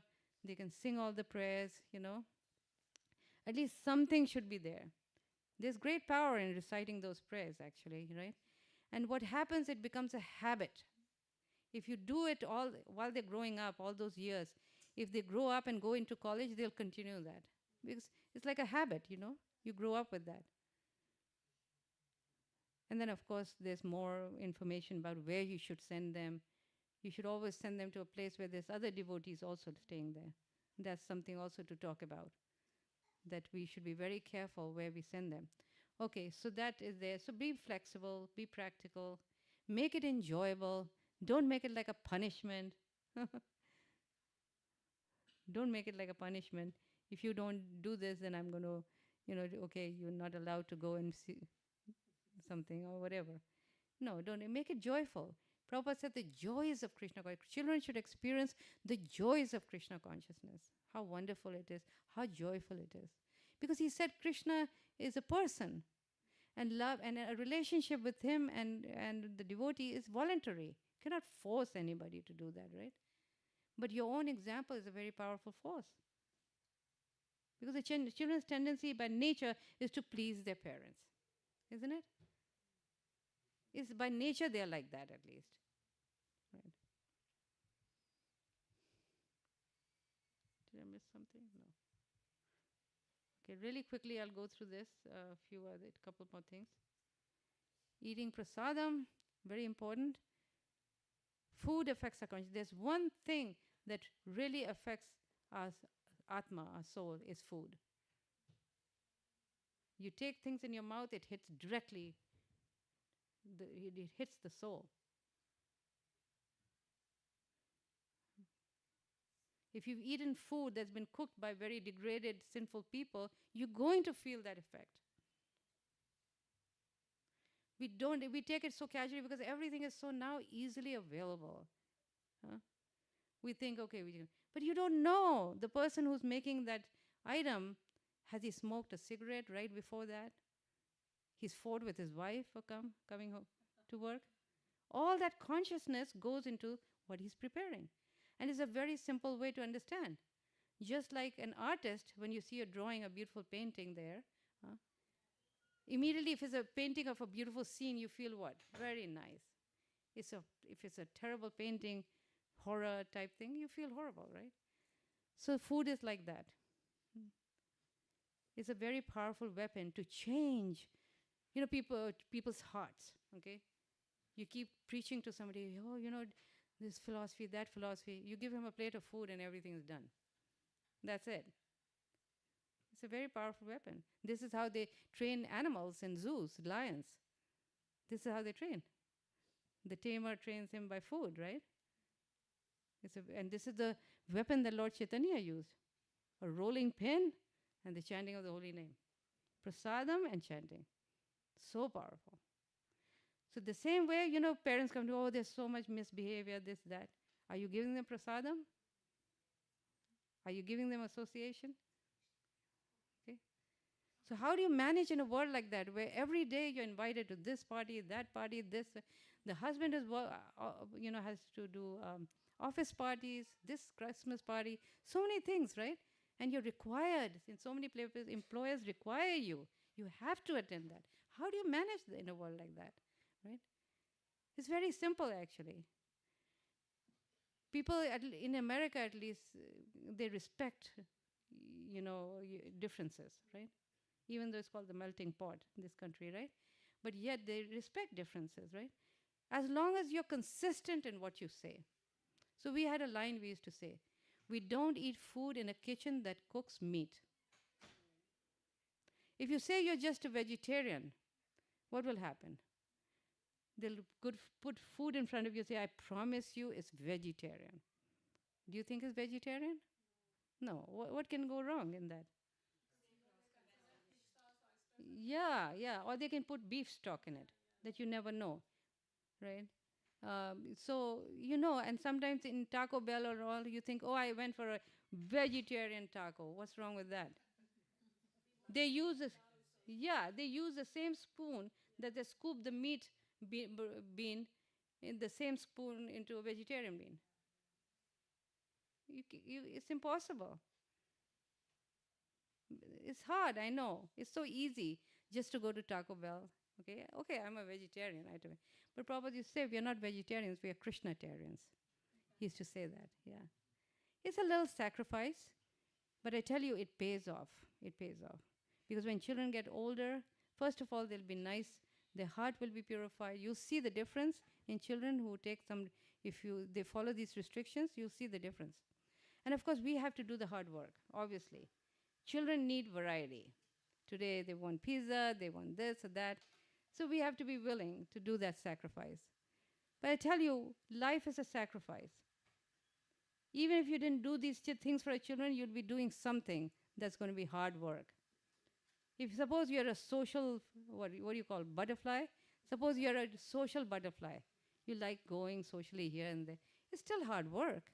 Every day you're wondering what to wear, this, that. The world, material life is made like that. You cannot get away from all the struggles no matter what you do. Why not put all the struggles into something constructive to people that you actually love? Why not put that sacrifice? Why are we so ashamed? Why do we feel that, oh my God, is this my life? I have nothing. I don't have any time for myself. People used to ask me, how can you do that? But those were my best years of my life, actually. Because I always had the association. I was always, talking to them about Krishna. It enthused me also, right?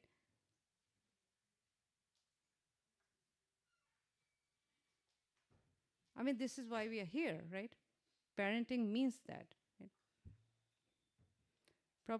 Bhakti Siddhanta said, if you want to raise children like that, you can have hundreds of children. But if you cannot, don't even have one, because there's plenty out there. You don't need to add one to it, right? So these spiritual samskaras that I'm going to tell you, very, very important. Do that every day at home with your children, okay? And now, if you cannot do much in the morning, then do it in the evening. Do a nice evening artik. I'm at Anand, without fail, she does the artik, It's very important. And somehow when you do that, you feel so good. We also need enthusiasm, right? So anyway, it's okay, good association now. So this is also very important to give our children good association because they get plenty of the other kind of association in school, plenty, right? So how do we balance that? And that is giving them devotee friends. Children have to have friends, right? They have to have friends. There's plenty over here in ISV and all that, right? There's plenty of nice other young people that they can be friends. Join, don't be hesitant. Go join here, whatever, and whoever is arranging here, you must participate in that. Take enthusiasm, be enthusiastic to participate in that. Be enthusiastic to think of ways how you can engage your children. If you don't engage your children and keep them with you, you're going to lose them. There's no other two things. You don't want them to be out there hanging with friends, right? So you have to do something on this side to help them be engaged. And you have to think of creative ways of how to do it. Even if they had to play a game of basketball together, the weather here is nice, right? Okay, all the kids go out and play basketball. But then what happens after that? You have kirtan, you have a little bit of 15 minutes of reading, and prasadam. To show them that fun is not denied in Krishna consciousness. Even Krishna used to play all day, do you know? Mother Yashoda had to pull him in. To curtail their play is not a good idea, right? The idea is how to make it Krishna conscious, how to make it good fun, clean fun, we call it.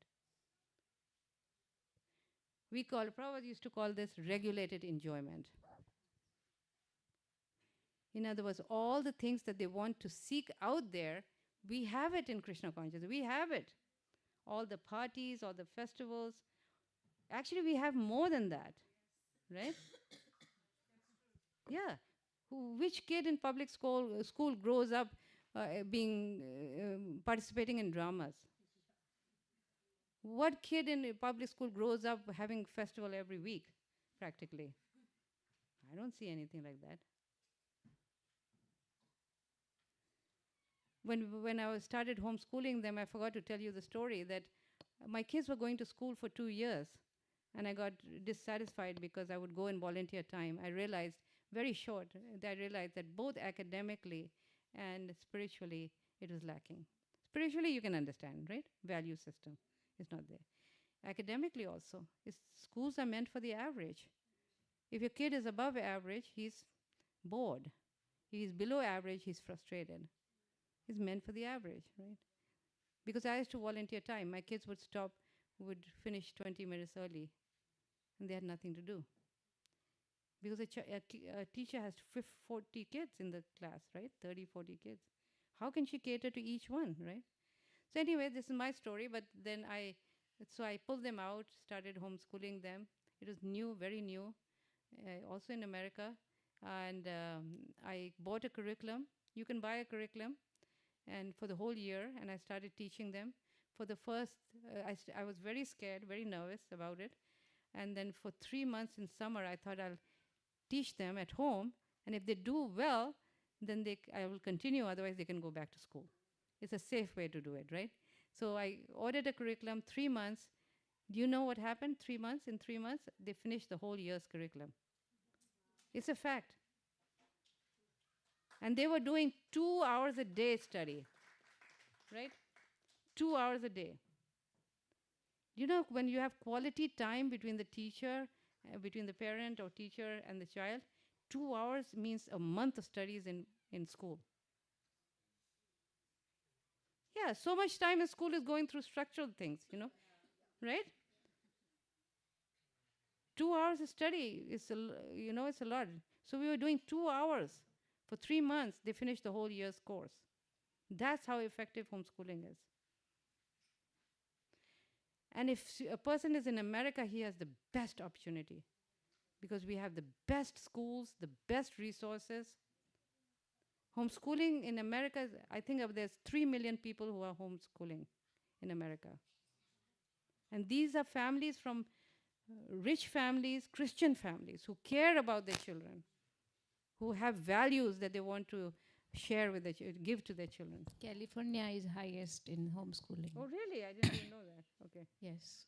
It's like when I was doing 15 years back, maybe it was around 250,000 kids were homeschooled that time. I heard some news in Florida, which is a very conservative place, right? There's so many public schools, they lost children all of a sudden. The parents just pulled them out and started homeschooling them. In Florida, where the last place no, here also, Mataji, in big in San Jose and in Cupertino. Now, in the big school districts, we have schools closed now. 3 schools every year are almost getting closed. Really? Yes. After pandemic, homeschooling has become a big hit, and parents didn't want to send them back. So, COVID has changed. So much more. opportunity here also, good books and good Yes. facilities, right? So that's something to consider, okay? But I'm not here to convert you to homeschooling. That's not my purpose really over here, to come here. But Mataji, from your previous slide, there is a question coming from online. yeah. That if, as you were growing with your children in devotional life, but if the parent comes to Krishna consciousness later part of the life, children are grown up like 10 year, 12 year, and they are not following what you are doing, they cannot understand what you just started. So how to deal with at that point of time? How to teach them? Yeah, so they mostly, if they have not been exposed to Krishna consciousness growing up, then the work may be a little harder, right? Because now they haven't been exposed early on. So the way to do it is through, youth retreats, devotee retreats, connecting them with other children who are devotees. There's so many things you can do. And, take them, send them take them to Mayapur, Vrindavan, have them join courses. Or ISV has so many things, right, lined up. So make sure that, I know ISV has a program every summer where young people can go and stay in the ashram just to get an amazing experience, a fun experience. And the amount of things that they can learn, right? Yeah, I heard about that because one book distributor came to Utah. Yeah, so he was saying that the summer program here at ISV for young people is so good. Okay, that's not no loss. They're not losing their study time. This is summertime, right? Why don't we think in creative ways like that? Send them to that ashram. It's such a wonderful experience. These are clean people. Nothing is going to go wrong, you know. They can, they can get up for Mangalarti, study, attend classes, go out on book distribution. It's a whole different way. Today, our children are dying of stress. So much of stress is there for them. They're breaking down due to stress. What is that stress? The school, the peer pressure, the bullying, the social media, the pressure that comes from home of excelling in their work. By sending them to places like that, it's a different set of muscles they're using. And it's so good for them. They just kind of they relax. And then what happens is they become attracted to Krishna. They become attracted to Krishna. And that gives them a sense of being happy. Ultimately, this is our ambition, right? We want to make them happy. If you just give them these material things, pushing them to excel, it's not a formula for happiness. My older son, when he was 12 years old, he went, I sent them off with my Guru Maharaj, who was Gopal Krishna Goswami Maharaj. He's no longer. And so he went traveling with him for 2-3 months. And just a few days ago, during his Tirubhava, he was giving his remembrances about his experience with him. And he was like, so you could see it was such an important period in his life, and the things that he learned just by staying in the association of such a pure soul. Advanced association, we call it, right? And the loving affection that went on between them.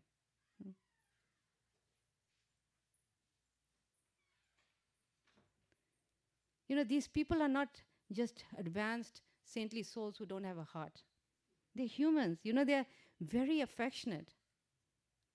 They're people, And when he went there, Maharaj he had to go to Disneyland to study the animatrix, how they do their technology, because he wanted to copy that for the museum in Delhi.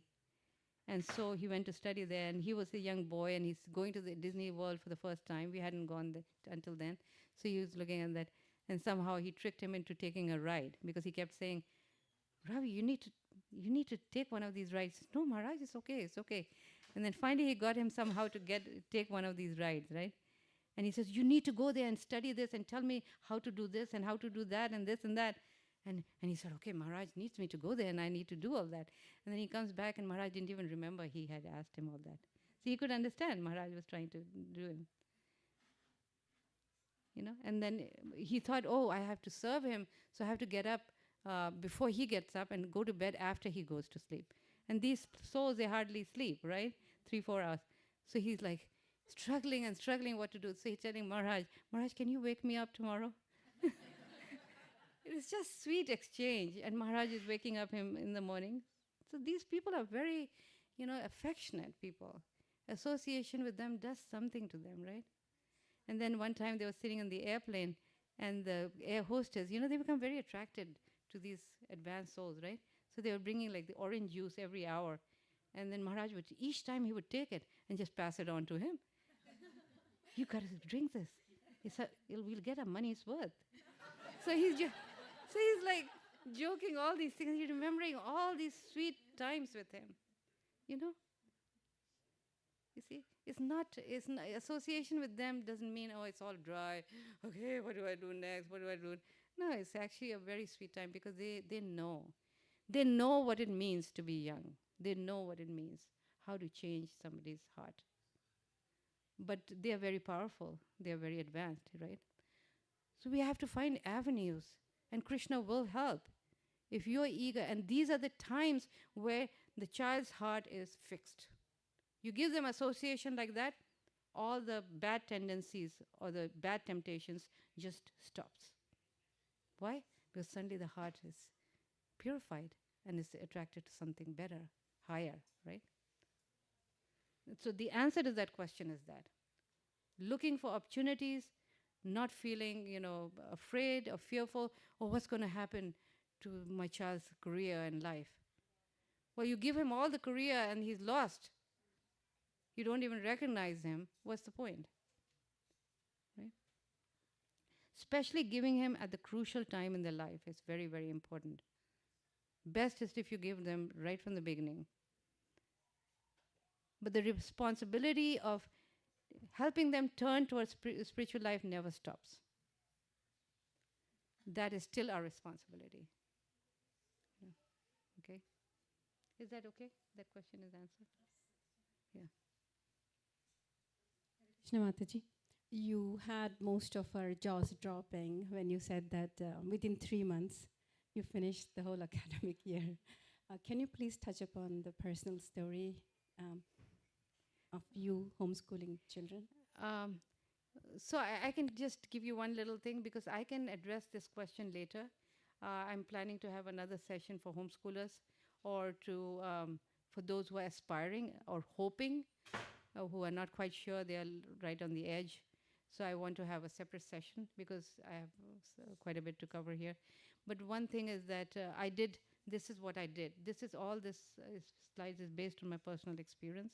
This is the first thing we did, get up in the morning, did a morning program, and then we studied Srimad Bhagavatam for 2 hours a day. And that's what the subject we're going to come to. And then after that, we went out into the city to see what they can do to participate. In other words, the city, any American city, they have so many things happening in the city, right? You were talking about the Earth Day, this day, that day, right? Plenty of things. So I would see the city calendar, and ahead of time, I would book tables to go there for these events. You see? So then you have a table there, you have a facility, then you can take your books, you can take prashadam. So what happens when you take children to that? They get exposed. But what kind of exposure it is? It's good exposure, right? Yeah, they're talking in a constructive way to other people, telling them about their values, about, their philosophy, their values, right? They're meeting people. People think that education means sitting behind a desk, being sentenced behind a desk 8 to 10 hours a day. That is education. People think like that. But I tell you, that's not education. Most of education happens outside, away from the desk. And there was so much time. There was plenty of opportunities. There was time. Imagine talking to people, communicating to them, telling them different, about themselves and about what they believe in. It has a very powerful effect on them. We were doing so many programs. We were doing, even once a month, we were going to the prisons and doing programs in the prison. Yeah, my kids were going with me, with us. And these were hardcore criminals, right? So when children are exposed to that, they realize, my God, this is a place I don't want to be ever, right? Not only that, but they feel so much compassion for the people because they see these people, prisoners, taking Krishna consciousness, chanting the holy name. And we had the most amazing experiences when we went to the prisons. We felt the presence of Lord Chaitanya there.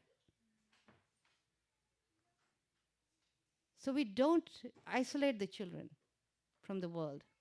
People think that, this is home education is all about isolating them. But they got more exposure than any kid in school. It's a myth. So we weren't isolating them, but we were insulating them, making them strong. So all the exposure, we can give our children all the exposure of the material world, but it should be in a protected way. There's no need for them to actually experience it. From the Shastra, when you hear about the nature of this material world, you completely understand. You can see that the material world out there. Because these are not ordinary scriptures. They're transcendental books, right? So when you understand and see the nature of this material world, it's like experiencing it. Except you're not there.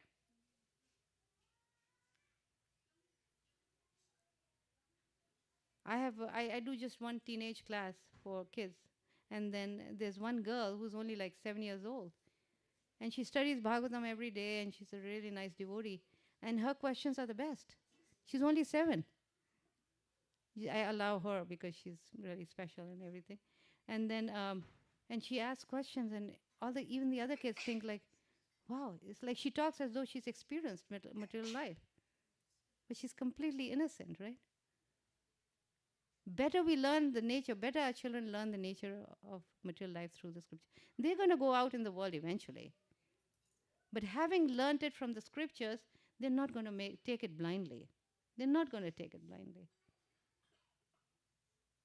They'll put philosophy into everything they do, because that's what the study of Shastra does to a person, right? So giving them good friends, especially advanced association of sadhus in our movement, sannyasis, giving them ample of. My children traveled with sannyasis so many times. They went to India, to Mayapur with them.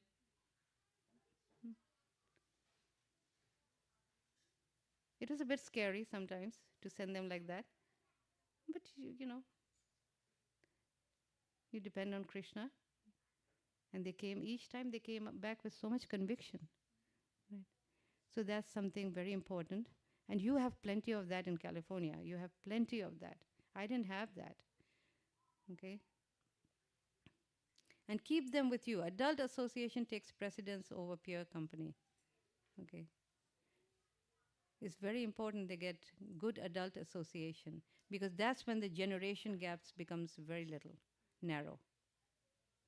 The reason why we have generation gap today is because children don't get an opportunity to associate with adults. It's very simple, right? If they spend 8 to 10 hours only with children of their own age group, how can they learn? Wisdom, right? So when the gap happens, when young teenagers don't have enough association with adults, but here in Krishna consciousness, we are so fortunate. Everything, we do the same things that they do.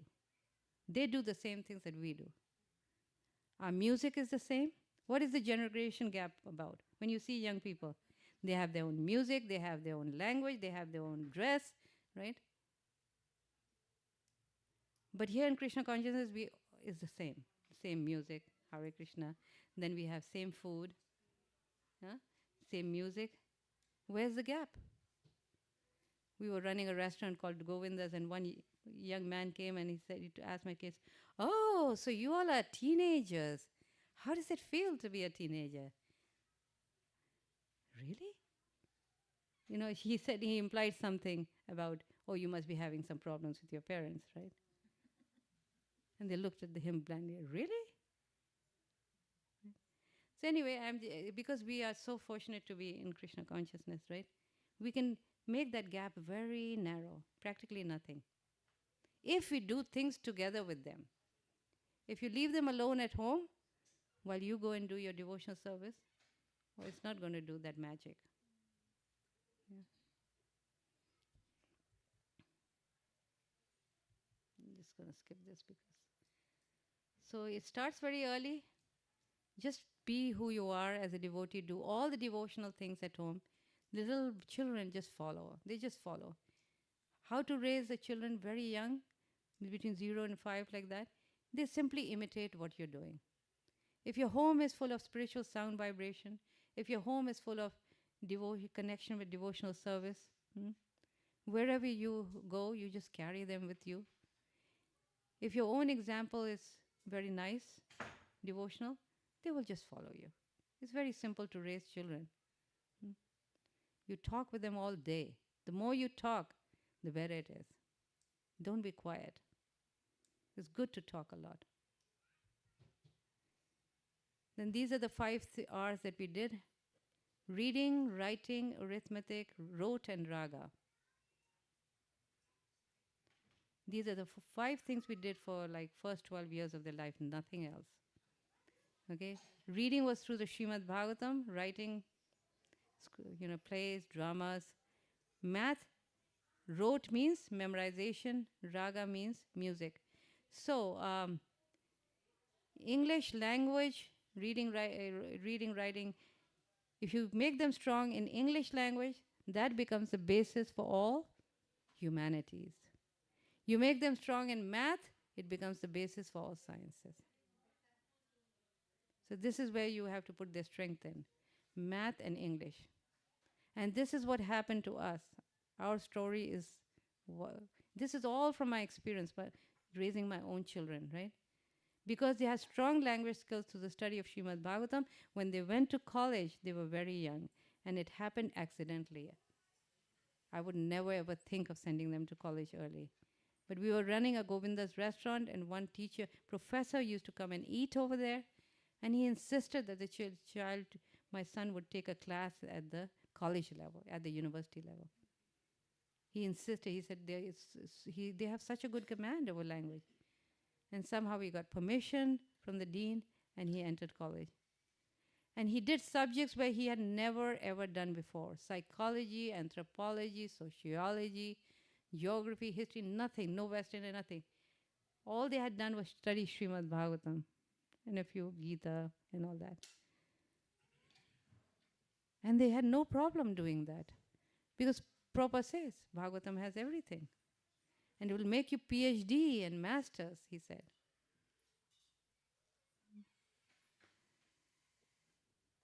And and it was really amazing. And they also socially, they were able to fit, emotionally, they were able to fit with kids a lot older than them, 6 years or something. How is that possible? Because when you study Shastra, you become emotionally very mature without that experience, without actually, being old enough to experience all that. Because the Bhagavatam deals with every psychological situation in the world you can imagine. There's people who are envious, there are people who are, very kind, tolerant, and it's developed through contrast. If somebody is very divine, the other one is a demon. So when you put them together, it becomes very powerful. When you learn something through contrast, the message becomes very stark and very strong. And that's how Bhagavatam teaches, is through contrast. You see?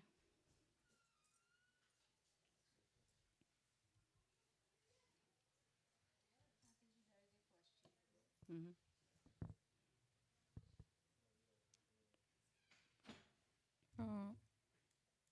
I think it's about teenage parenting, as you were talking. Yeah. That 1 second. Like they get to see something from their friends, and at home they see different. What you were talking already also about that. Let me read it. Sorry. Teen parenting. If children who were raised in Krishna consciousness from childhood become averse or disinterested in Krishna consciousness after reaching teenage, how can we help them? Also, if they are not focused on their studies but are always under peer pressure to follow their ways, what they eat, what they wear, they talk, they do, etc., what we as a parent could do, what activities we could engage them engage them to keep in Krishna conscious. Yeah, that really brings us to our next topic. But however, to answer that question, everything they need, like I said earlier, they need to come to the temple. They need for her to encourage them to come to temple, participate in all the activities. I'm sure you have some youth program here, right, at ISV, and then also have them volunteer time to help different things in the temple, cleaning, cooking or cutting vegetables, or make them actively engaged in different things that is going on in the temple, in dramas. See what their potential is. See what their interest is. I think your son is helping with this, some technological things, right? Website and app, Prabhu, Prabhu. Because, they saw that he has a potential, a strong potential, so they engaged him. Like that, every child has a potential for something. It doesn't matter what. You're serving Krishna in one way or the other, right? So see what the potential is in your child. See what is good. See what's he gets attracted to. Some kids really do with younger children, teaching younger children. It's really amazing, but they do, right? Some children do, so, maybe they're good with the sound system. See what their potential is and try to tap that potential in them and engage them. Bring it to the attention of the temple authorities. I'm sure they'll listen and they'll realize, okay, here she is, Anand Vrindavan, she can engage. At ISP, there are other people also who can engage. So many opportunities are there. And of course, this is closer to you. So this is where you want to come, right? So what I'm saying is that there's so much opportunities out there. And then during their vacation, take them to different Rath Yatras. That's one good thing to do. See how many Rath Yatras you can cover in 1 year. Make that your challenge. That's exciting for children, right? This Rath Yatra where? You have it here also? Yeah. San Francisco. Oh, yeah, San Francisco. Wow. LA, Sacramento, San Francisco, Laguna Beach, Wow. San Diego. You're so Yeah. so fortunate. We used to travel from Boise to Los Angeles to get that. It was a 17-hour journey for us. We'd just come and we'd bring our whole congregation with us. So it was an amazing, powerful experience for them, right? So you have it right here. So you should make it a point. This is how you enthuse them. They have their party, we have their vacation, we have our vacation. What you have to tell them that we do the same things. You can even go to national parks. Stop at a national park along the way. If Disney World is on the way, stop there.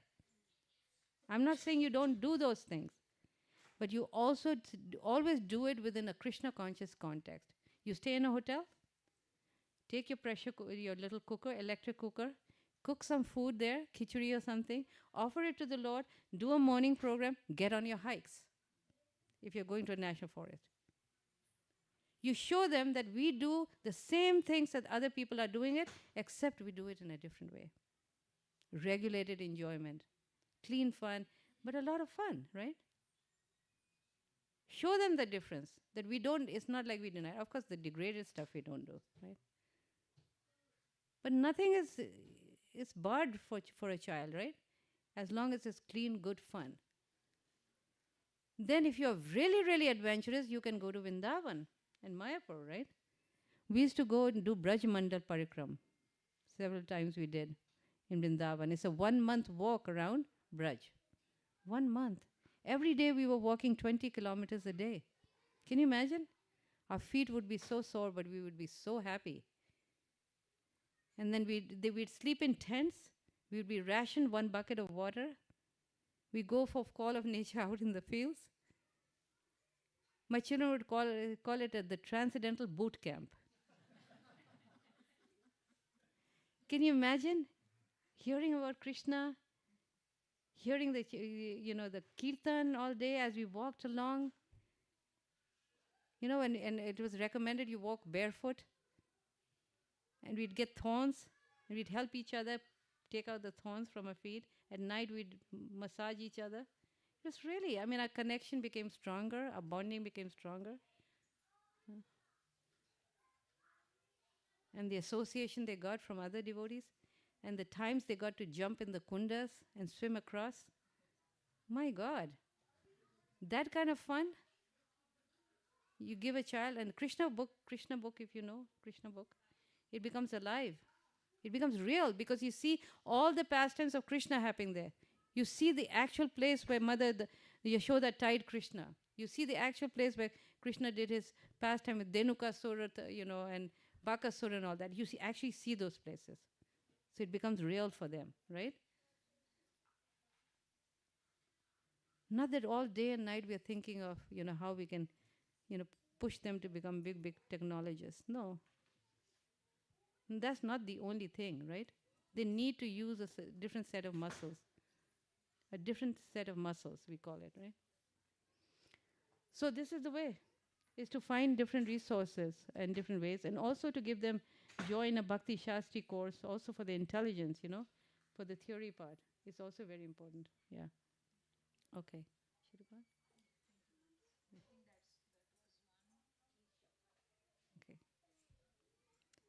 So, yeah. So this is the second part, and the third part will be like few minutes. We're going to go really fast because I've already spoken a lot about that in between. So here, your Prabhupada talks gives very nice. Anybody would like to read these quotes for me, please? You need a mic, no? Oh, she has one.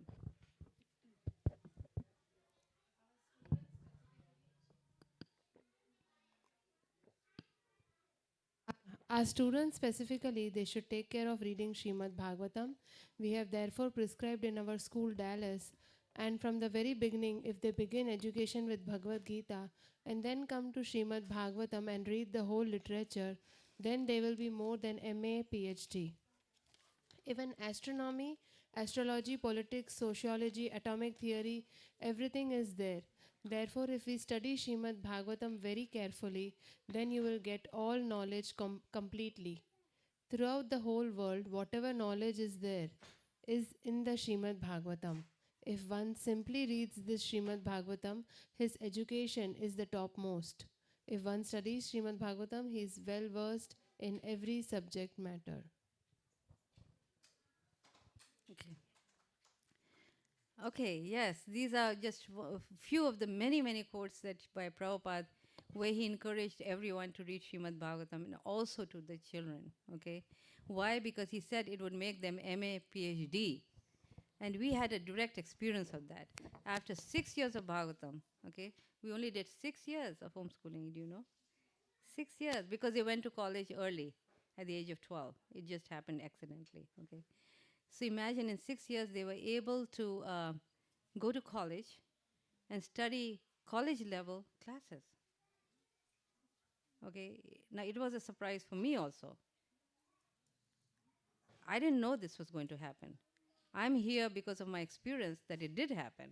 And that was to my surprise. Because when Srila Prabhupada says it's master's and PhD level, it is master's and PhD level. Okay.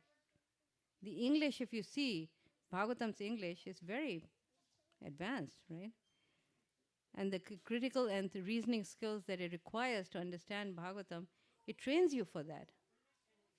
Right? And here Prabhupada is given the different things that it covers. Okay. And if they start studying Srimad Bhagavatam early on, their foundation in those subjects will be very strong. Like I said, when they end up in college doing mundane subjects, their conviction for the Vedic perspective, the theistic way of thinking is very strong. Today in college, everything is impersonalistic, materialistic, right? Atheistic, you name it. When my son took a philosophy class there, it was Mayavadi, it was impersonalist, totally. But he had the conviction. And the wonderful thing about children studying Bhagavatam is not like if they go to a regular school, they're not going to feel motivated. One would think, right? If you've grown up just studying Prabhupada's books, mostly, right? You won't have any incentive for doing these other subjects. But it just acts the opposite way. And children growing up with Srimad Bhagavatam, they do so well academically in the material world out there. Why? Because they have a great motivation to study. Why do they have this motivation? Because transcendental subject matters gives you a purpose in life. You know why you're doing things. There's so much discouragement among children today in school. They fall out. They said, oh, it was so boring, I couldn't handle it. So many children drop off after high school, right? Before high school. Because they don't see a purpose of their life. They cannot connect with the teachers over there. They dislike everything about it. There's some devotee children who came crying to Romapad Swami and said, I don't like anything in school. Because they're intelligent children, they can see. It's not meaningful. Because there's no purpose behind it, right? Because our children see the purpose of material life. We just don't give how the bad things, how terrible. We don't demonize anything. The scriptures don't say everything is so horrible. Well, yeah, we understand material life is full of suffering. But we also say there's a solution for that suffering. What children today face in out there is that they understand how terrible it is, everything. You know, you see the leaders and what's happening in life today, right? They get so disappointed, so skeptical. They don't see any hope. And that's why they take to drugs and to drinking and all that. Why it doesn't happen with our children is because they see a solution for it, hope for it. The whole purpose of this material life is to use it in a way that's pleasing to us, to Krishna, right? So children who study scriptures, they become more motivated to do well in their material life. Do you know? And the study of scriptures equips them for that. Because like Prabhupada is saying, it's master's level. It gives the critical thinking and reasoning skills. So they become very good at it too. If anybody wants to become a lawyer in America, you know what the prerequisite is? Okay, shh. A degree in philosophy. Why philosophy? The reason is not because of the content of philosophy, but of the skills that's needed in order to come to philosophical solutions. Okay? It trains you for those skills. Imagine a child studying Bhagavatam. What kind of lawyer he's going to become? Because if you study the Bhagavatam, then you would know. No story is straightforward. There's layers and layers and layers of deep thinking in it. You can go deeper and deeper and deeper. And you have to, it's not straightforward thinking, you have to analyze. Two things that seem seemingly correct, but which one is correct? In other words, it gives the perspective of higher dharma, Sanatan dharma versus ordinary dharma, the swadharma. Higher than that is the parodharma. It gives you a perspective for that. What is our highest duty in life? Is to please Krishna. And it'll give you certain situations where it proves to you that your highest duty is to please Krishna. Right? This dilemma was in front of Arjuna also. Should he follow his Kula Dharma? Should he not fight with his elders and kill them? Or should he listen to Krishna? Sanatan Dharma. So children are faced with these conflicting situations all their life, right? So it gives you the higher principle of love of Krishna, which is the highest principle. So in this way, children learn a lot of things that equips them to face this material world as well as to go back to Godhead. It does both materially and spiritually. I know children who have studied Srimad Bhagavatam, they're excelling in their material life. Excelling. Because of the critical thinking skills and reasoning skills that study of scriptures gives us. Okay? Okay, so one of the things that it gives is good character. Good character. And that you can only learn by examples. If you tell your child, you know what? I've done so much for you. You should be grateful to me. What do you think will happen? He's not going to listen. Really? What does that mean? You can try your best, but you teach him through the story in Srimad Bhagavatam, immediately it will go to his heart. The story of Dhruv Maharaj, right? The exchange between him and Suniti, his mother.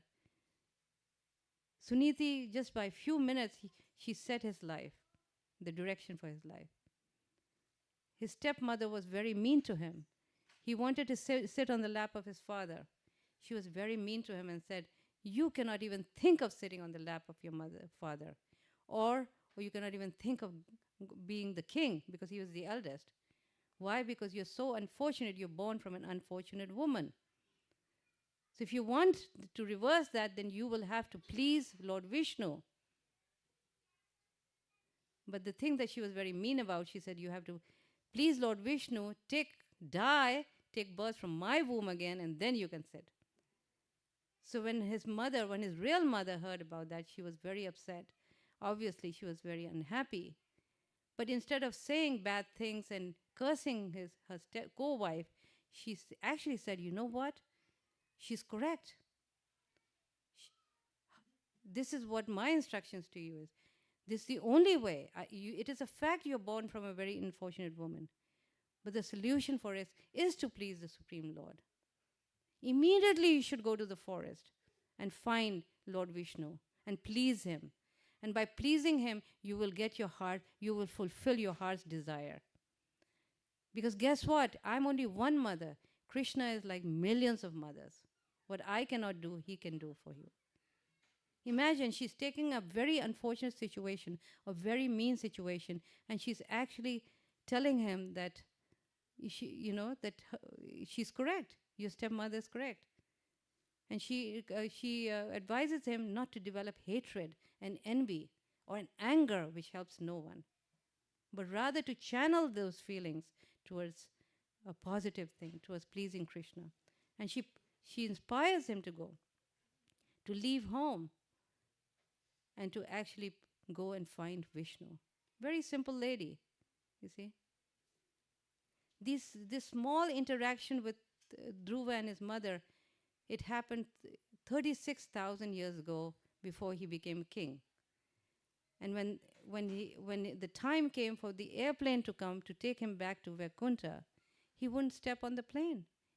He said, how can I go? How can I leave my poor mother behind? A mother who set my life, set the direction of my life.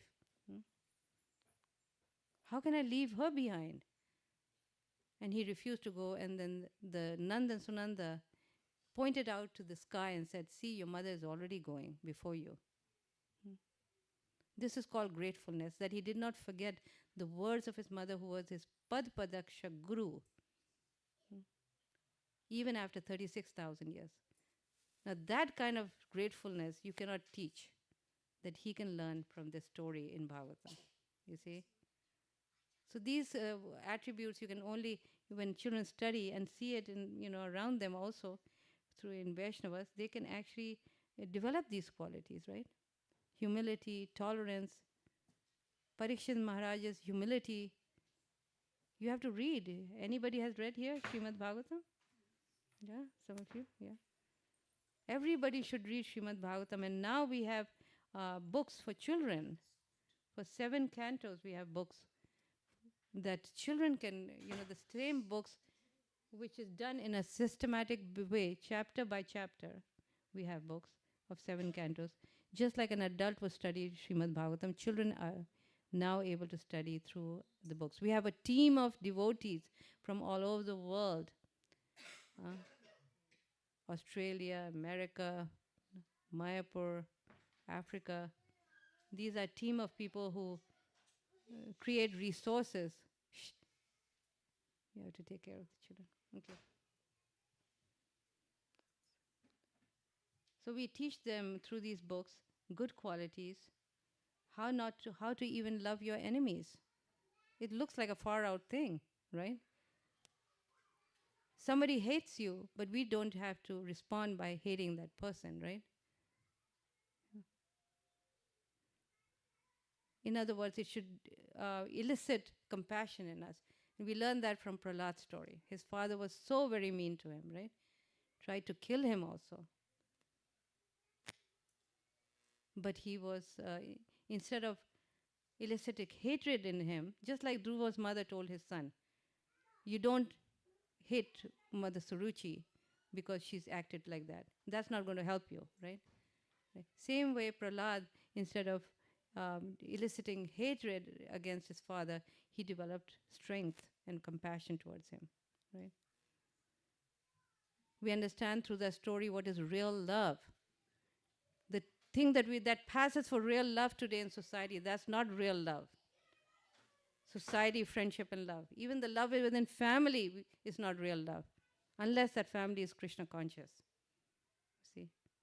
Through the story of Prahlad, we understand what real love is. His father, it appeared he had real love because he was crying at one point when he took Prahlad on his lap, right? The very next minute, he was ready to throw him.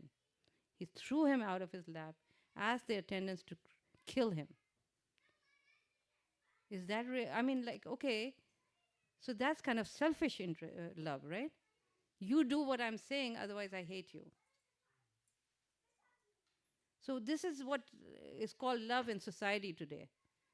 All love in society is based on the fact you serve my interest, then I'm going to serve your interest. It's not unconditional love, right? So that's what we learn from that story. What is real love? Real love is when you put Krishna in the center, right? And then when he, because you really cannot love each other unless you love the father. There's no meaning of love between siblings unless you love the father or mother, right? Same thing, if you don't love Krishna, there's no meaning of love between each other. This is what you learn from this story, right? Okay, let's go on here. Then academically, I've covered quite a bit already. Strong reasoning skills, critical thinking skills, all these skills.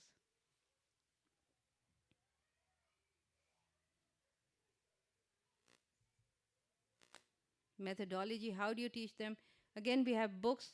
Anand Vindavan, you have these books? Oh, she's bringing, okay.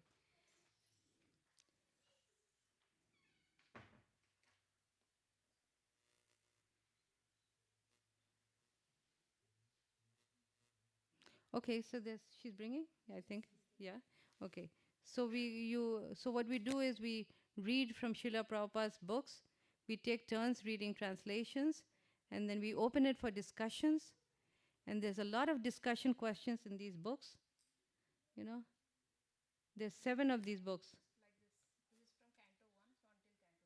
This is from Canto 1 so until Canto 7. Yeah. Pass on, yeah.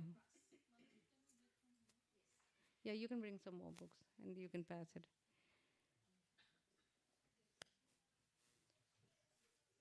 So there's many now Sunday schools who are using these books. Like if you have a Saturday program here, while you having the adult course, yeah, yeah, more Bhagavatam, bring some more Bhagavatam.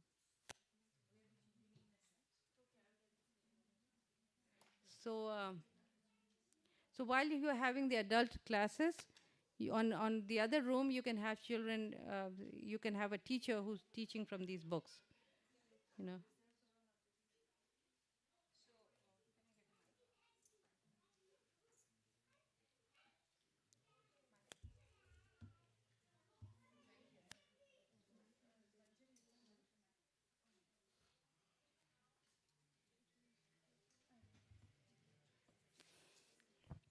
So what Mataji is talking about Srimad Bhagavatam, which is written by Srila Vyasadeva, and it is the basically Vedic encyclopedia, and it gives all the values, the real foundation for the kids, so that they can face the world.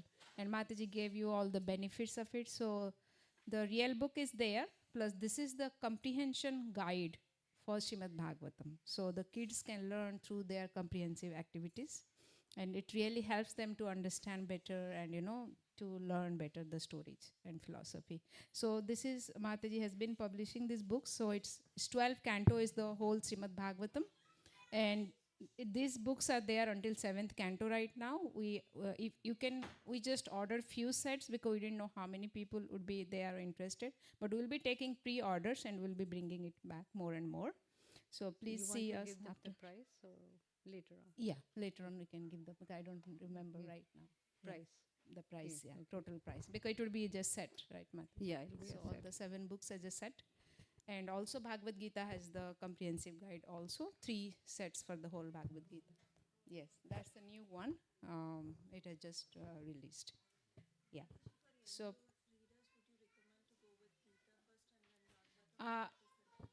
because I have learned everything from Mataji, and Mataji suggests Bhagavatam because Bhagavatam has stories and Gita doesn't have stories. You can do simultaneously both of them, right, Mataji? You can answer for that. Yeah. So she's right. You start with Bhagavatam from first canto that we have, and then at a certain point you can then introduce Gita when they're a bit older, because Gita is just philosophy, right? So it's hard for children, for little children to, unless you put it like a story, then you can do it. So better you start with Bhagavatam, and then these books that I'm passing out, Bhagavad Gita part 1, 2, and 3, they're recommended for 12 and above. Okay? And studying these books, you can actually get a degree called Bhakti Shastri degree. which is given by Mayapur Board of Examination. So these books have been accepted as official books for study of Bhakti Shastri exam. So now they are. Yeah, we're starting here the kids Bhagavad Gita Okay, as well. she's the starting, so- teenagers from summer, June 5th actually the start date. And the Bhagavatam, if you don't have the real Bhagavatam, so that is also available here, right here. We have lots of boxes you can see at the back. Those are all Srimad Bhagavatam. So you can take that plus this one for your kids. So you have the whole complete. I have the everything of this and the whole Bhagavatam. We have in every room, everybody has a set of Bhagavatam. Like my kids, myself, my husband. We have different sets of Bhagavatams in each room. And plus these comprehension books. So please do that. If you don't have anybody who doesn't have a set of Srimad Bhagavatam here, just quickly, I wanted to scan the original Srimad Bhagavatam, not these books. What is on the book rack on the top, that's Srimad Bhagavatam set. Who doesn't have that? Yeah, yeah. So Mataji, I have a question. So, Yes. is it also recommended to recite the Sanskrit shlok while we read the Srimad Bhagavat? Yeah, it's up to you. Really, Okay. it's up to you. But it's not necessary. You don't have to. Okay. If it delays the progress, in other words, children are children, right? They Yeah. want to go on with the story, what Yeah. happens, and all that. Yeah. And plus, you want to keep moving. Then you don't have to. Okay. But then you can teach them key verses, key shlokas Yeah. later on. And there's a way to do that too in a fun way. Got it. Okay. Okay. But you see the screen now, you'll see the different types of activities in these books that are given for every chapter. Now, it doesn't mean you have to do each one. You can pick and choose, okay? So there's a chapter summary, okay? Then there's discussion questions, it's not here, but discussion questions, like I kept telling you, right? How you have to do, you discuss with them. It's not a monologue, but you discuss with them. Yeah, and then they give their realizations. That's a very powerful process. When they having studied one chapter, okay, and then you ask them for realizations and they speak, they have a chance to speak out what they think about it. It really helps them to connect with you when you're discussing and when they're asked to give their opinion, what they learned from the story, the realizations. Then it becomes very powerful because you suddenly realize your bond has become strong. Because then they open up their hearts and they speak out what's in their heart, the problems they are facing in school. The amazing thing of doing Bhagavatam with them is it helps them to reveal their inner heart. Because Bhagavatam it tends to do that. Because it puts things in perspective, whether this is right or that is wrong. It deals with real situations, the complexities. It matches the complexities of life. And that's a wonderful thing about reading scriptures. You read at different stages in your life, and there are different problems at different stages, and it will match that same story will deal with different complexities at different stages in your life. Mataji, we teach through these books here in Lil Krishna Kids, and we have a teenager here, Ashwin. He's a high school student, and he has been learning these stories through these books and Srimad Bhagavatam. We read the translation from the Bhagavatam, and then we go for the activities and summary study in these books. So I would like him to speak few words so that people can know how really Sure. he's learning. Sure. Yeah. Sure. Hare Krishna. Yeah, so I started going to the LKK Friday classes where you read Srimad Bhagavatam in the middle of 8th grade. And back then, I could say that I was not a very knowledgeable person.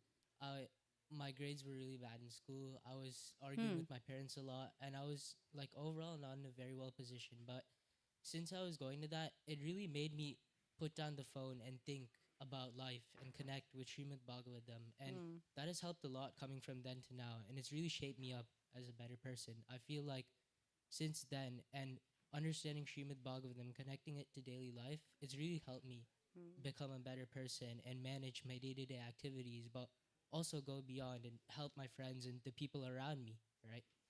Yeah, thank you. Wow. This is amazing. And what he's saying is that it had helped him do better in school and in other facets of his life. That's what I want to point out, is that it doesn't just help you spiritually, which is naturally is going to help you, but it also helps you in materially also. You just feel happier. I know they've introduced these books in Mayapur Gurukul, Vrindavan Gurukul, where they're studying these books. In Vrindavan, they finish 6 cantos before they get into high school, before they end high school, you know. And the children and teachers say that how they're different children now.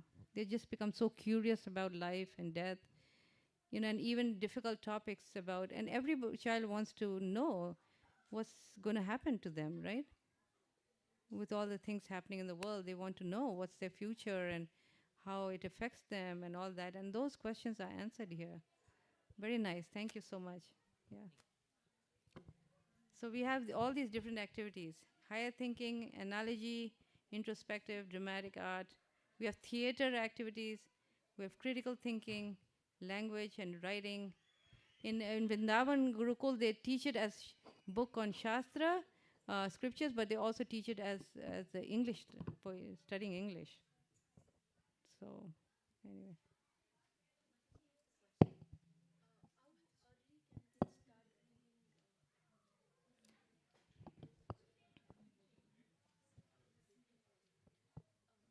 Krishna Mataji. How early can kids start reading these books and understanding and like contemplating on what they've read and all Very that? good point. I'm going to get to it really quickly here. That's the answer I'm going to give you. So you can teach science also through the Srimad Bhagavatam. And this is very important with the way things are happening in the world today, the modern science, you know, which denies the presence of God, you know, that he is the cause of all causes. They say life comes from chemicals, life comes from monkeys, you know, man came from monkeys, all these things, right?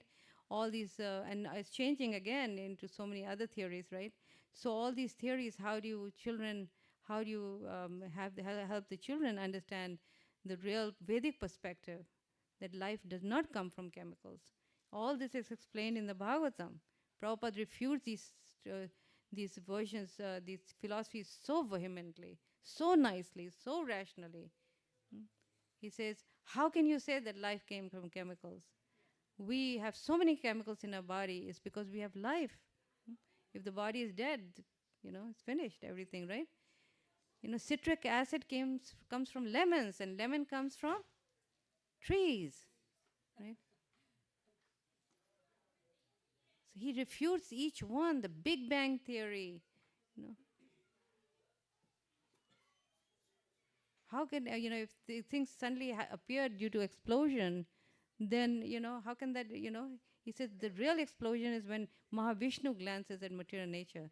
Then the world gets exploded. Mahatattva gets exploded with all kinds of different living entities, right?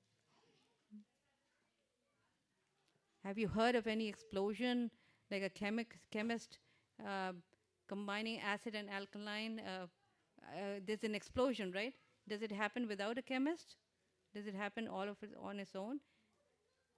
The, you know, things, you know, when we explode mountains, we put dynamite. Well, somebody went and put there over there. Blender works because there's somebody who turns on the switch. Life came through life. So all these theories he defeats again and again so nicely. And if you train the children from Srimad Bhagavatam, they can be big, big scientists out there. They can actually be scientists. It's okay. You know, we have Dhruta Karma, we have Sadaputa Das, and all these people. They were big, big scientists, right? They went to college and everything. It's not that they're going to stop becoming scientists. I know Balram is what? Studying artificial intelligence, right? He's still a devotee. But he will be a different type of scientist. Because deep down, if a child studies Bhagavatam, he will know behind everything, the whole world moves because of spiritual energy, because of Krishna, a person, right, behind everything. So that is the difference. When they are scientists, they actually they know what it is, and they don't try to blind people in the wrong way, right? There's a purpose to their life, right? So in other words, these children still can become whatever they want to become. Okay, now, how to deal with adult topics. Just the other day, yesterday I was at ISV and somebody stopped me to ask this question. Should I teach this? How do I teach children about the opposite sex? You know, they're learning all kinds of odd things in school today. The exposure they're getting out in social life over there and from schools, from peers, from television, from internet is very, very damaging for them. Very damaging for them. This is going to ruin them, right? This knowledge about the relationship between a man and woman, you know, they're giving very early in schools, right? And the type of information they're going to give, that's going to degrade them, right? So how do you counteract that is through Srimad Bhagavatam. All that information is in the Srimad Bhagavatam, but is put in a perspective, in a different type of perspective. That if you do it this way, this is going to be the result. If you do it this way, this is going to be the result. Through stories, it will tell you what it means to have a good grahastha life, what it means to have illicit connection with the opposite sex, what kind of suffering is there for awaiting for you. So even topics like adult topics, how a good grahastha's life is and what is a bad grahastha, the Puranjan story, the Kardamuni Devahuti story, it puts everything in contrast, in perspective, where they get we are doing, among the teenagers, we're doing right now the Kardamuni story. There's so many questions and it's blowing their minds. Why intimate connection between a boy and girl is so damaging? Why it's not good? You learn through these stories.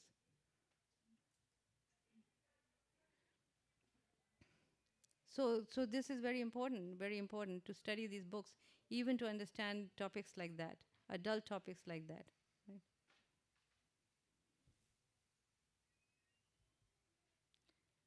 So somebody had a question how to teach them early on. Here it is. Through pictures, tell you the stories in your own words. Again, these books are, in many temples, they're starting at the age of 5 or 6, these books. It becomes easier to teach them through these books. Then we have 4 to 7-year-olds. You were asking about that. Somebody was asking, right? So this is very important age, by the way. Don't brush it off like, okay, this is a very important age. I'll tell you a story about this one child who was 4.5 years old. We were doing the Dhruva story, and the part of the story where the Viman comes to take Dhruva back, right? It's a beautiful description.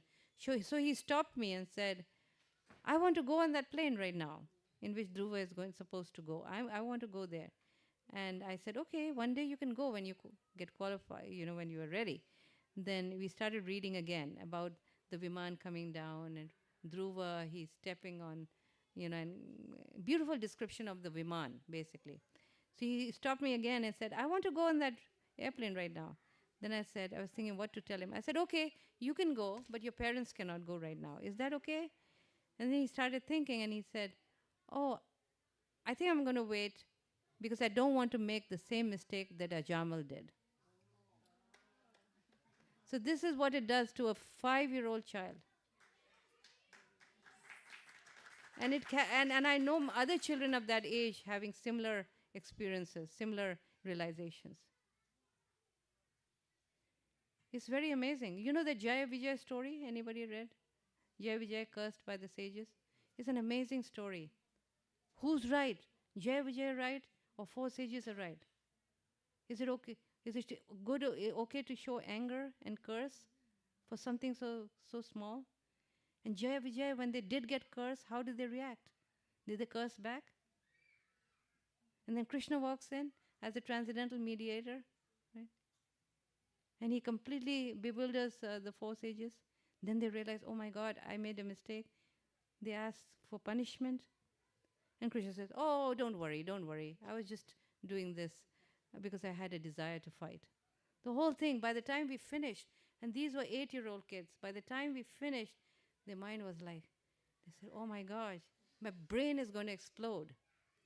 And then when we came to the realizations, they had the most amazing realization. It's like a whole world had opened up to them. It's like Krishna has suddenly taken birth in their hearts.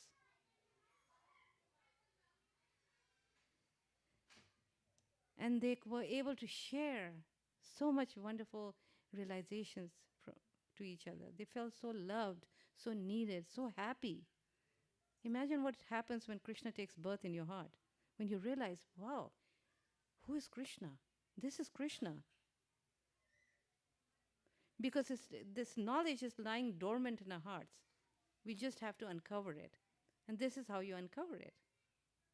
You are helping them to uncover something that's already there.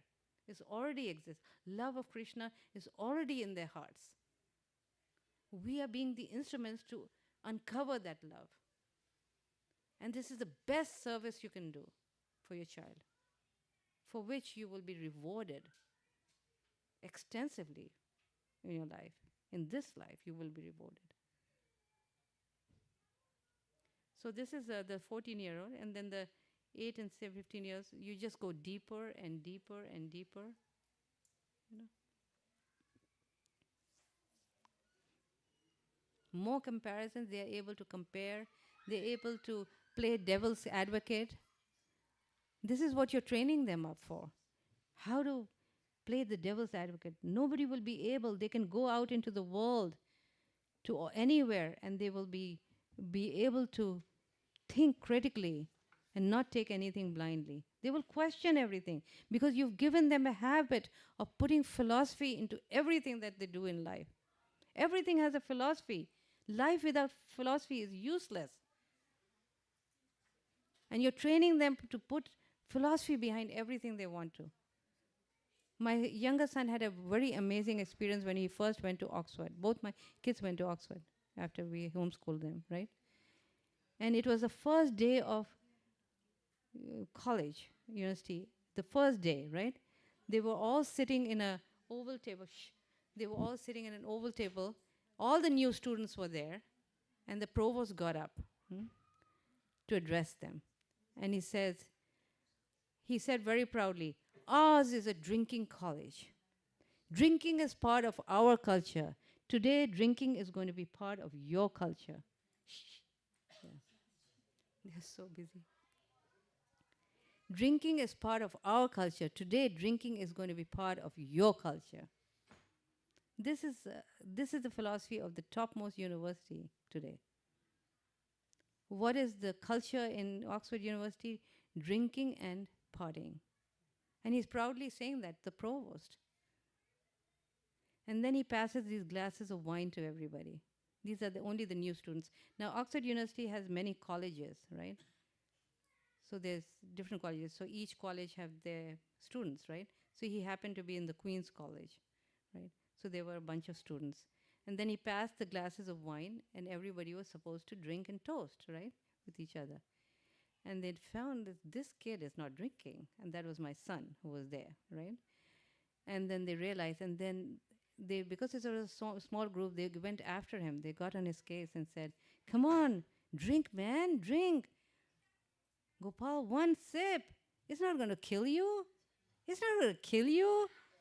And they went after him, and the pressure was so heavy, it was so high. He remembers that time when he was thinking, what should I do? It was heavy, the pressure. They were making fun of him, pressuring him to take one sip. And he was thinking, what should I do? Should I take a sip? What should I do? And right at that time, one boy got really drunk. And he said, come on, man, give him a break. Give him a break. Leave him alone. And he told me later that at that time, one thought was entering his mind, what is my spiritual master going to say if I take this sip? So one thing I recommend to all of you in my humble request is that before you send your child to college, make sure he's initiated. Okay? Because this is what protected my younger son. This is what the thought went to his brain. He wasn't thinking so much about what my parents are going to say. What was he thinking? What is my guru going to say? I talked to you earlier about divine power versus other types of power. How powerful it is. This association with Krishna and his pure devotees and his advanced devotees is more powerful than any other association you can give him, than your own association. That's why connecting him to the divine power is so very important. This is what protects him. My son was saying later that had he not, had he, and that's another thing to remember is when you send your child to college, make sure he has association with of other devotees. Maybe there's a center like here, there's a a temple, there's other children, devotee children that he's living with, not in a dorm. That's not where you want to be because the stacks are very high against him. You see? Stacks are very high. Imagine my son was homeschooled. He had high advanced association. When I was sannyasi, I gave him all the types of experiences. We took to Braj Mandal, this. They were strong spiritually, right? And this is what they had to face. And he's saying that if I had lived in the dorm, I wouldn't have made it. Imagine. Yeah, what's surprising about that? You know what it's like in a dorm? We have no concept. We've never been in that situation. Children have their pressures, even at the level of college. Terrible pressures, very strong pressures, and they ultimately give in. How much can you fight, right? So we sent him to a place, even though there were opportunities within America, different colleges. They had a scholarship from Harvard and all, but there was no association. So my Guru Maharaj said, "You don't need to send to places where there's no association."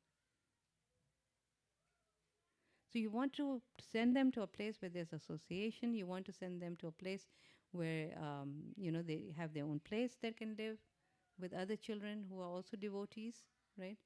And you also want to. And the other thing he told me that, it is a party institute. So the whole culture is based on how much party you can do, right? And drink. Of course, in a party you have to drink, right? He says, if I didn't have my manner, I don't know what I would have done. The Bhaktivedanta manner. This is a place where he partied. So children are under pressure to have their own parties, You can't deny them all these things because the culture is such.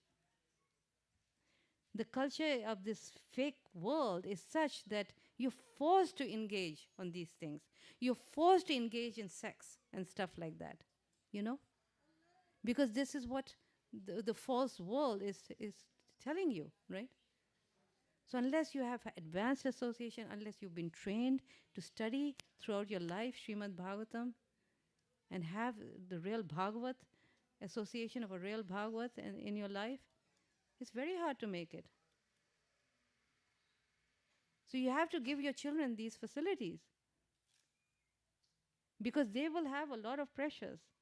Even with good kids, you have this pressures. So he had Bhaktivedanta manner, just like you have over here, right? ISV and all that, where he could go and just party, right? Chant, dance, have fun with other people, right?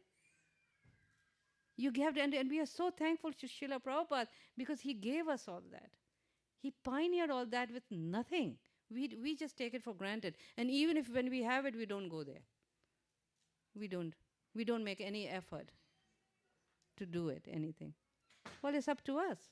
Now, Prabhupada has given us everything. Now it's up to us how much we utilize, right? Okay. We're pretty much done. This is a story of Dhruvaj that I made elaborately with questions and all that. Then this is the last one. The preaching is the essence. I told you that put your children out there. Don't hesitate. And you ask these teenagers, would they like to do something like that? Yeah. To be able to present this philosophy in different schools. Start with public schools or private schools if they're easier. I used to call up all these private schools, Christian schools. We would even go to a Christian school. Take our kids there. Initially, when they were little, we spoke. But then as they got older, they spoke. And as soon as, young people speak, everybody wants to listen. There's something, right? People like to hear from younger people. So one time we used to go every semester to this Christian school And one time I told that teacher, this semester, I'm going to bring somebody else, not my kids, who are going to speak. And she was adamant. She says, what? The beauty, you know what she said? The beauty of your religion is how well your youth can speak. So when our children speak Krishna conscious philosophy or even do anything in that relationship, even sing a nice kirtan, people like to hear that, What to speak when people clap for them, So when the first time my older son spoke, his hands were shaking, his legs were shaking, he was like trembling. But this is how they learn, right? And then you encourage them, tell them how well they spoke. But this is what makes them brave and strong. And then he got to be such a good speaker, and then he was able to do interfaith dialogue and so many things. And it all starts here, today. It starts today. What you do with your kids, this is where the training is, you see. And Prabhupada gave us all these facilities, these ideas and these ways where you can go out. You can even go to, we used to even take advantage of Thanksgiving Day to go to big churches. And we used to get 5 minutes. Every religion would get 5 minutes. And good, Okay, you speak something, you chant. People get to hear the chanting, and you pick out some philosophy from Bhagavad Gita. That's good enough, right? So many avenues. Just be creative. Think of ways. Make a group. You don't have to. We didn't have other families at that point, but you can go together. I know when I inspired other people in other temples, they were going in groups, And then you can have them also do fun things, like we would put dots on the girls, and they used to like that. They would line up and we would put dots, and sometimes when there was a huge event, one school invited us for a big event to go to every classroom. That's when we invited a Bharatanatyam dancer also. And it took so many pieces of prasad and this and that. So you can make a nice event, like we used to do. You can do it once a month. The main thing what I want to tell you, what it does to the children. That is what you have to think. And what it does to you. Each time you do it, conviction goes stronger and stronger and stronger till it is established firmly in the heart. And such children won't go anywhere then. Right? Even then, we have to provide the protection. Maya is so strong. If you don't have association, you don't make it in the world today. Right? So control yourself where you think of a big Ivy League college, you want to send them, right? Ask yourself, is there association? Is there a temple? Okay? I think we're done. Because the kids are getting hungry and the parents are sitting here, so that's where the chaos is. No, this outside. is my last slide I was going to do. I already spoke on vacations anyway. Thank you very much. Hare Krishna.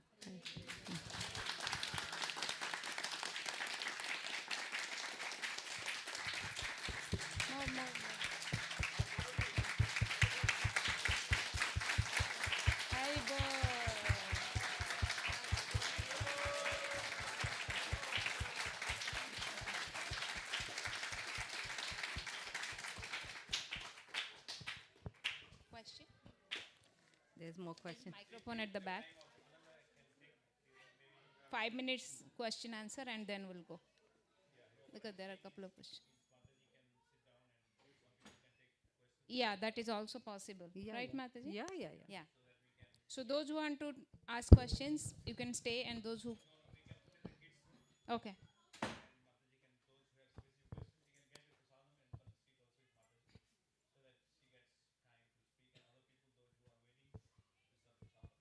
Yeah, or I can just stay here and they can come here, right? Yeah. Yeah, that would that's be also better. fine, Yeah. Mataji. Yeah, whatever it is. So she can ask that time, no, Mataji? Okay. Is this recorded? Yes, it is going on live actually. Okay. So let's complete it, finish it. Yes. Yeah. Yeah. So you have anything else, Mataji, or No, we no, can this stop? is- Okay. yeah. So I had few announcements actually, and as you heard from Mataji, how much important is this spiritual knowledge, right? It is really, really important. As parents, it should be our priority to raise our children accordingly. So as you saw the books, we have those books, and we can order because I think all are sold out. Only we had ordered 5 sets of Srimad Bhagavatam. but we will order more. And you can give your names for pre-ordering the books because we don't want to stock it here and so. And the second thing is we have a kids fest coming up on May 16th where hundreds of kids come and participate. So please bring your kids as well as spread the word as much as possible, because for that one event they practice for 2 to 3 months. That's how they remain Krishna conscious. So that's the basically motive of or the mission of that event, that kids remain Krishna conscious through these contests and performances and all that. So please bring them. The flyer is outside and it's in Pleasanton. As well as we have summer camps coming up right here. It's in July, 2 weeks of July. And also from June first week, we have Bhagavad Gita classes starting for the kids, starting from the age of 5 until 15. So, you can participate. We would have online and in-person different classes for the Bhagavad Gita. So if those who cannot come here, they can take online, which is for older kids, not for younger kids. So younger kids would be in person. As well as we have the daily reading of, as Mataji said, you have to be the role model for the children. Unless we practice it, kids are not going to follow, right? Because they are following us by looking at our own example. And you see Mataji, how much exalted she is. That's why she could raise those two bright kids. So that's why we have daily reading of Srimad Bhagavatam online in Zoom, where the parents can participate every evening. Few of you already join. So if you want to join that, take a Srimad Bhagavatam at home and read every day with adults. You can clarify your questions. With discussions, we learn more, right? So like in 25 years of my spiritual journey right now, this is the 5th or 6th time I'm doing Bhagavatam with groups. So you can continuously read again and again and again with your peers and learn more and more. And also we have daily chanting to motivate ourselves to do chanting more. So chanting and hearing both we are giving online in Zoom, morning chanting and evening Bhagavatam daily. Also, as Mataji was also talking about homeschool, if you are thinking about homeschooling or you are really serious about it, so please let me know. We'll have a Zoom session with Mataji in 1 or 2 months coming up, and you can participate in that. You can ask your questions. And also we are planning for a homeschool co-op right here. Co-op is what you should know. So it would be Monday to Friday co-op. Few families have already approached me and they're ready to do it. So we'll be planning that from fall. We'll make it as a prototype in the summer and we'll start from the fall. So that's all the plans for kids. So please take advantage of it. When I was there here alone and I just got the mentorship from Mataji and she was in Boise, and nobody was homeschooling. I didn't have any co-op, nothing, and no devotees were doing much for children, but I could make it. And now you have so much of facilities all around. As Mate said, sky is the limit. So it's our effort to put it. So please try for that, how you can make your children Krishna conscious and make a better person.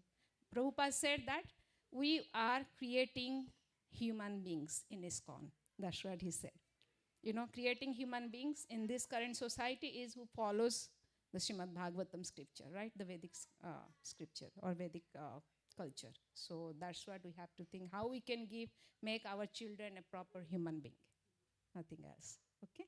Thank you so much, everyone, for coming. And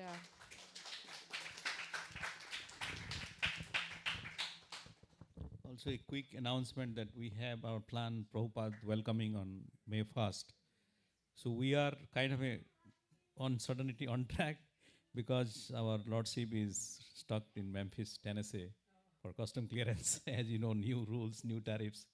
So by Wednesday, if you receive it, we will do it, but we'll send out an email the next step. In case if you don't have any custom clearance by Wednesday, so I don't know, it may be delayed. So, but stay tuned. We announced it, but we are going to send out the emails details by Wednesday or Thursday. Okay? Stay tuned for the next updates. Anything else? No? Do you want me to explain about homeschooling co-op? Yeah, you could maybe say one. You want me to explain? Yes. Yeah. Oh, Mike, I already have. Yeah. So the homeschooling co-op that Anand Vindavan is saying is actually a very nice concept, which is practiced in many countries around the world as I travel, which means it's like a homeschooling support group where people who are not able to homeschool alone, they don't feel courageous enough to do it, then you do it in a group where parents who work, who women who work also, they can send their children to this co-op. There's a place like here, and they can come and study in a group, and people volunteer, like parents who are available, they volunteer to come and teach a certain subject. Like somebody who's good in science will come and teach science or math, because we sometimes we tend to think that in school the teachers are like they know everything. Do you know the teachers who teach children, they don't know everything. They know actually just very limited amount. The type of qualifications that parents have, with masters, and they come with masters and or engineers or PhD levels, far outweighs what teachers can give them. Yeah. Oh, yeah, definitely. And they're natural teachers. Actually, Prabhupada said they're natural teachers. So there's a way out to homeschool them through a co-op where you're unable to do it at home. But there's some expectation from you, I'm sure, of doing some volunteer work so that the support group can go on. It's an excellent way. I know in Naperville they have it, and also in other countries and other places. It's becoming quite popular. Okay, Hare Krishna.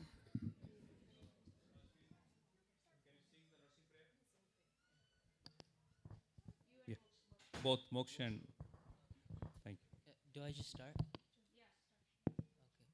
Namaste Narasimhaya.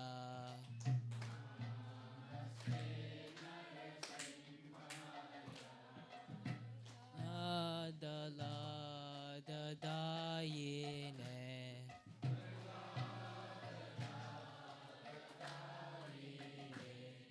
Hiranyakasipurvaksha.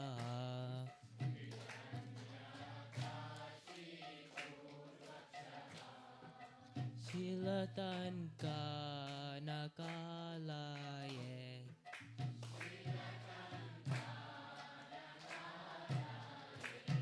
Ito Narsimha Parato Narsimha.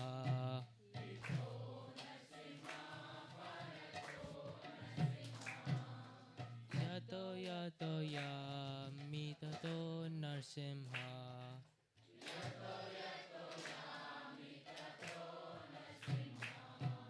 Bahir Narsimha Hridaye Narsimha.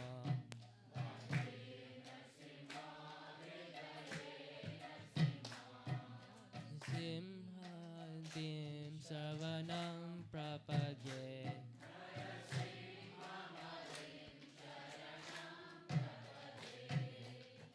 Vaka Vaka Malavare Nakam Abuddha Shinga. Dalita Hiranyakasipu Tanubringa. Kesavadirta Narahari Rupa. Jaya Jagadisha Gare. Jaya Jagadisha Gare. Jaya Jagadisha Gare.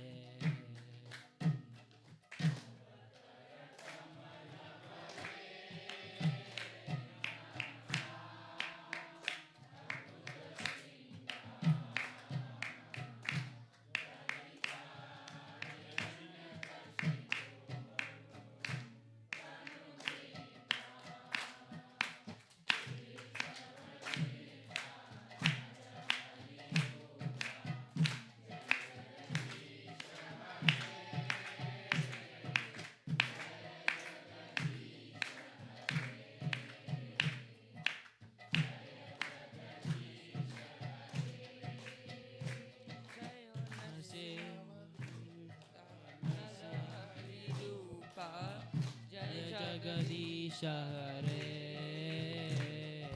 Jaya Jagadisha Hare. Jaya Jagadisha Hare.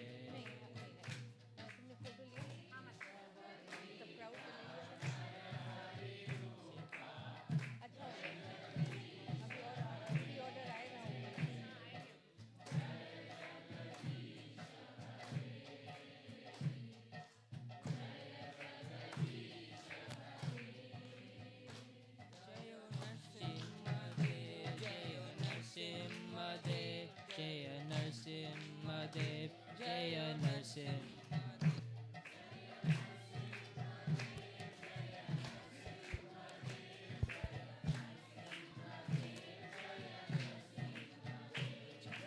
Prahlad Maharaj, Jaya Prahlad Maharaj, Jaya Prahlad Maharaj, Jaya Prahlad Maharaj.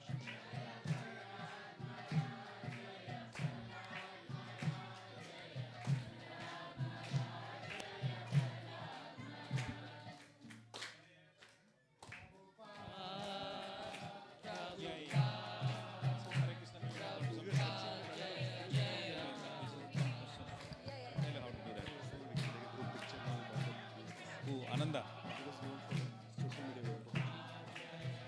Just ask her to be. Jaya Jaya Gurudev, Gurudev, Gurudev, Jaya Jaya Gurudev.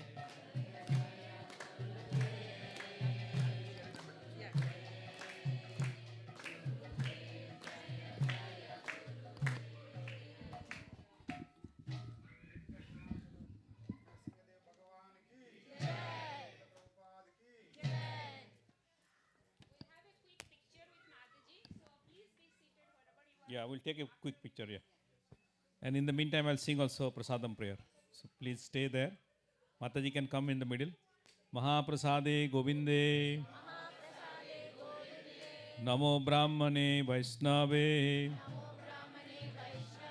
Salpa Punya Batam Rajan. Vishwasanai Bajayate. Sarira Vidyajal. Jodendriya Tahe Kal. जीवे फैले विषय सागरे तार मध्य जीवाति लोभ माया सुदुर्मति ताके जेता कठिन संसारे कृष्ण बड़ दयामय करिवारे जीवा जाय सप्रसादन्न दिलो भाई से अन्नामृत पाओ श्री श्री राधा कृष्ण गुण गाओ प्रेमे डाको श्री चैतन्य निताई बैठे सब लोग जय नी माही जय नीताई जय श्री कृष्ण चैतन्य प्रभु नित्यानंद श्री अद्वैत गदाधर श्रीवासादि गौर भक्त वृंद हरे कृष्ण कृष्ण कृष्ण हरे हरे हरे राम राम राम हरे हरे हरे कृष्ण कृष्ण कृष्ण हरे हरे हरे राम राम राम हरे हरे हरि बोल निताय गौर प्रेमानंदे महाप्रसादम की जय निताय गौर सुंदर पतित पावन जगन्नाथ महाप्रसादम की जगत गुरु श्रील प्रभुपाद की गौर प्रेमानंदी हरि हरि बोल thank you very much Hare Krishna please come and take prasadam can some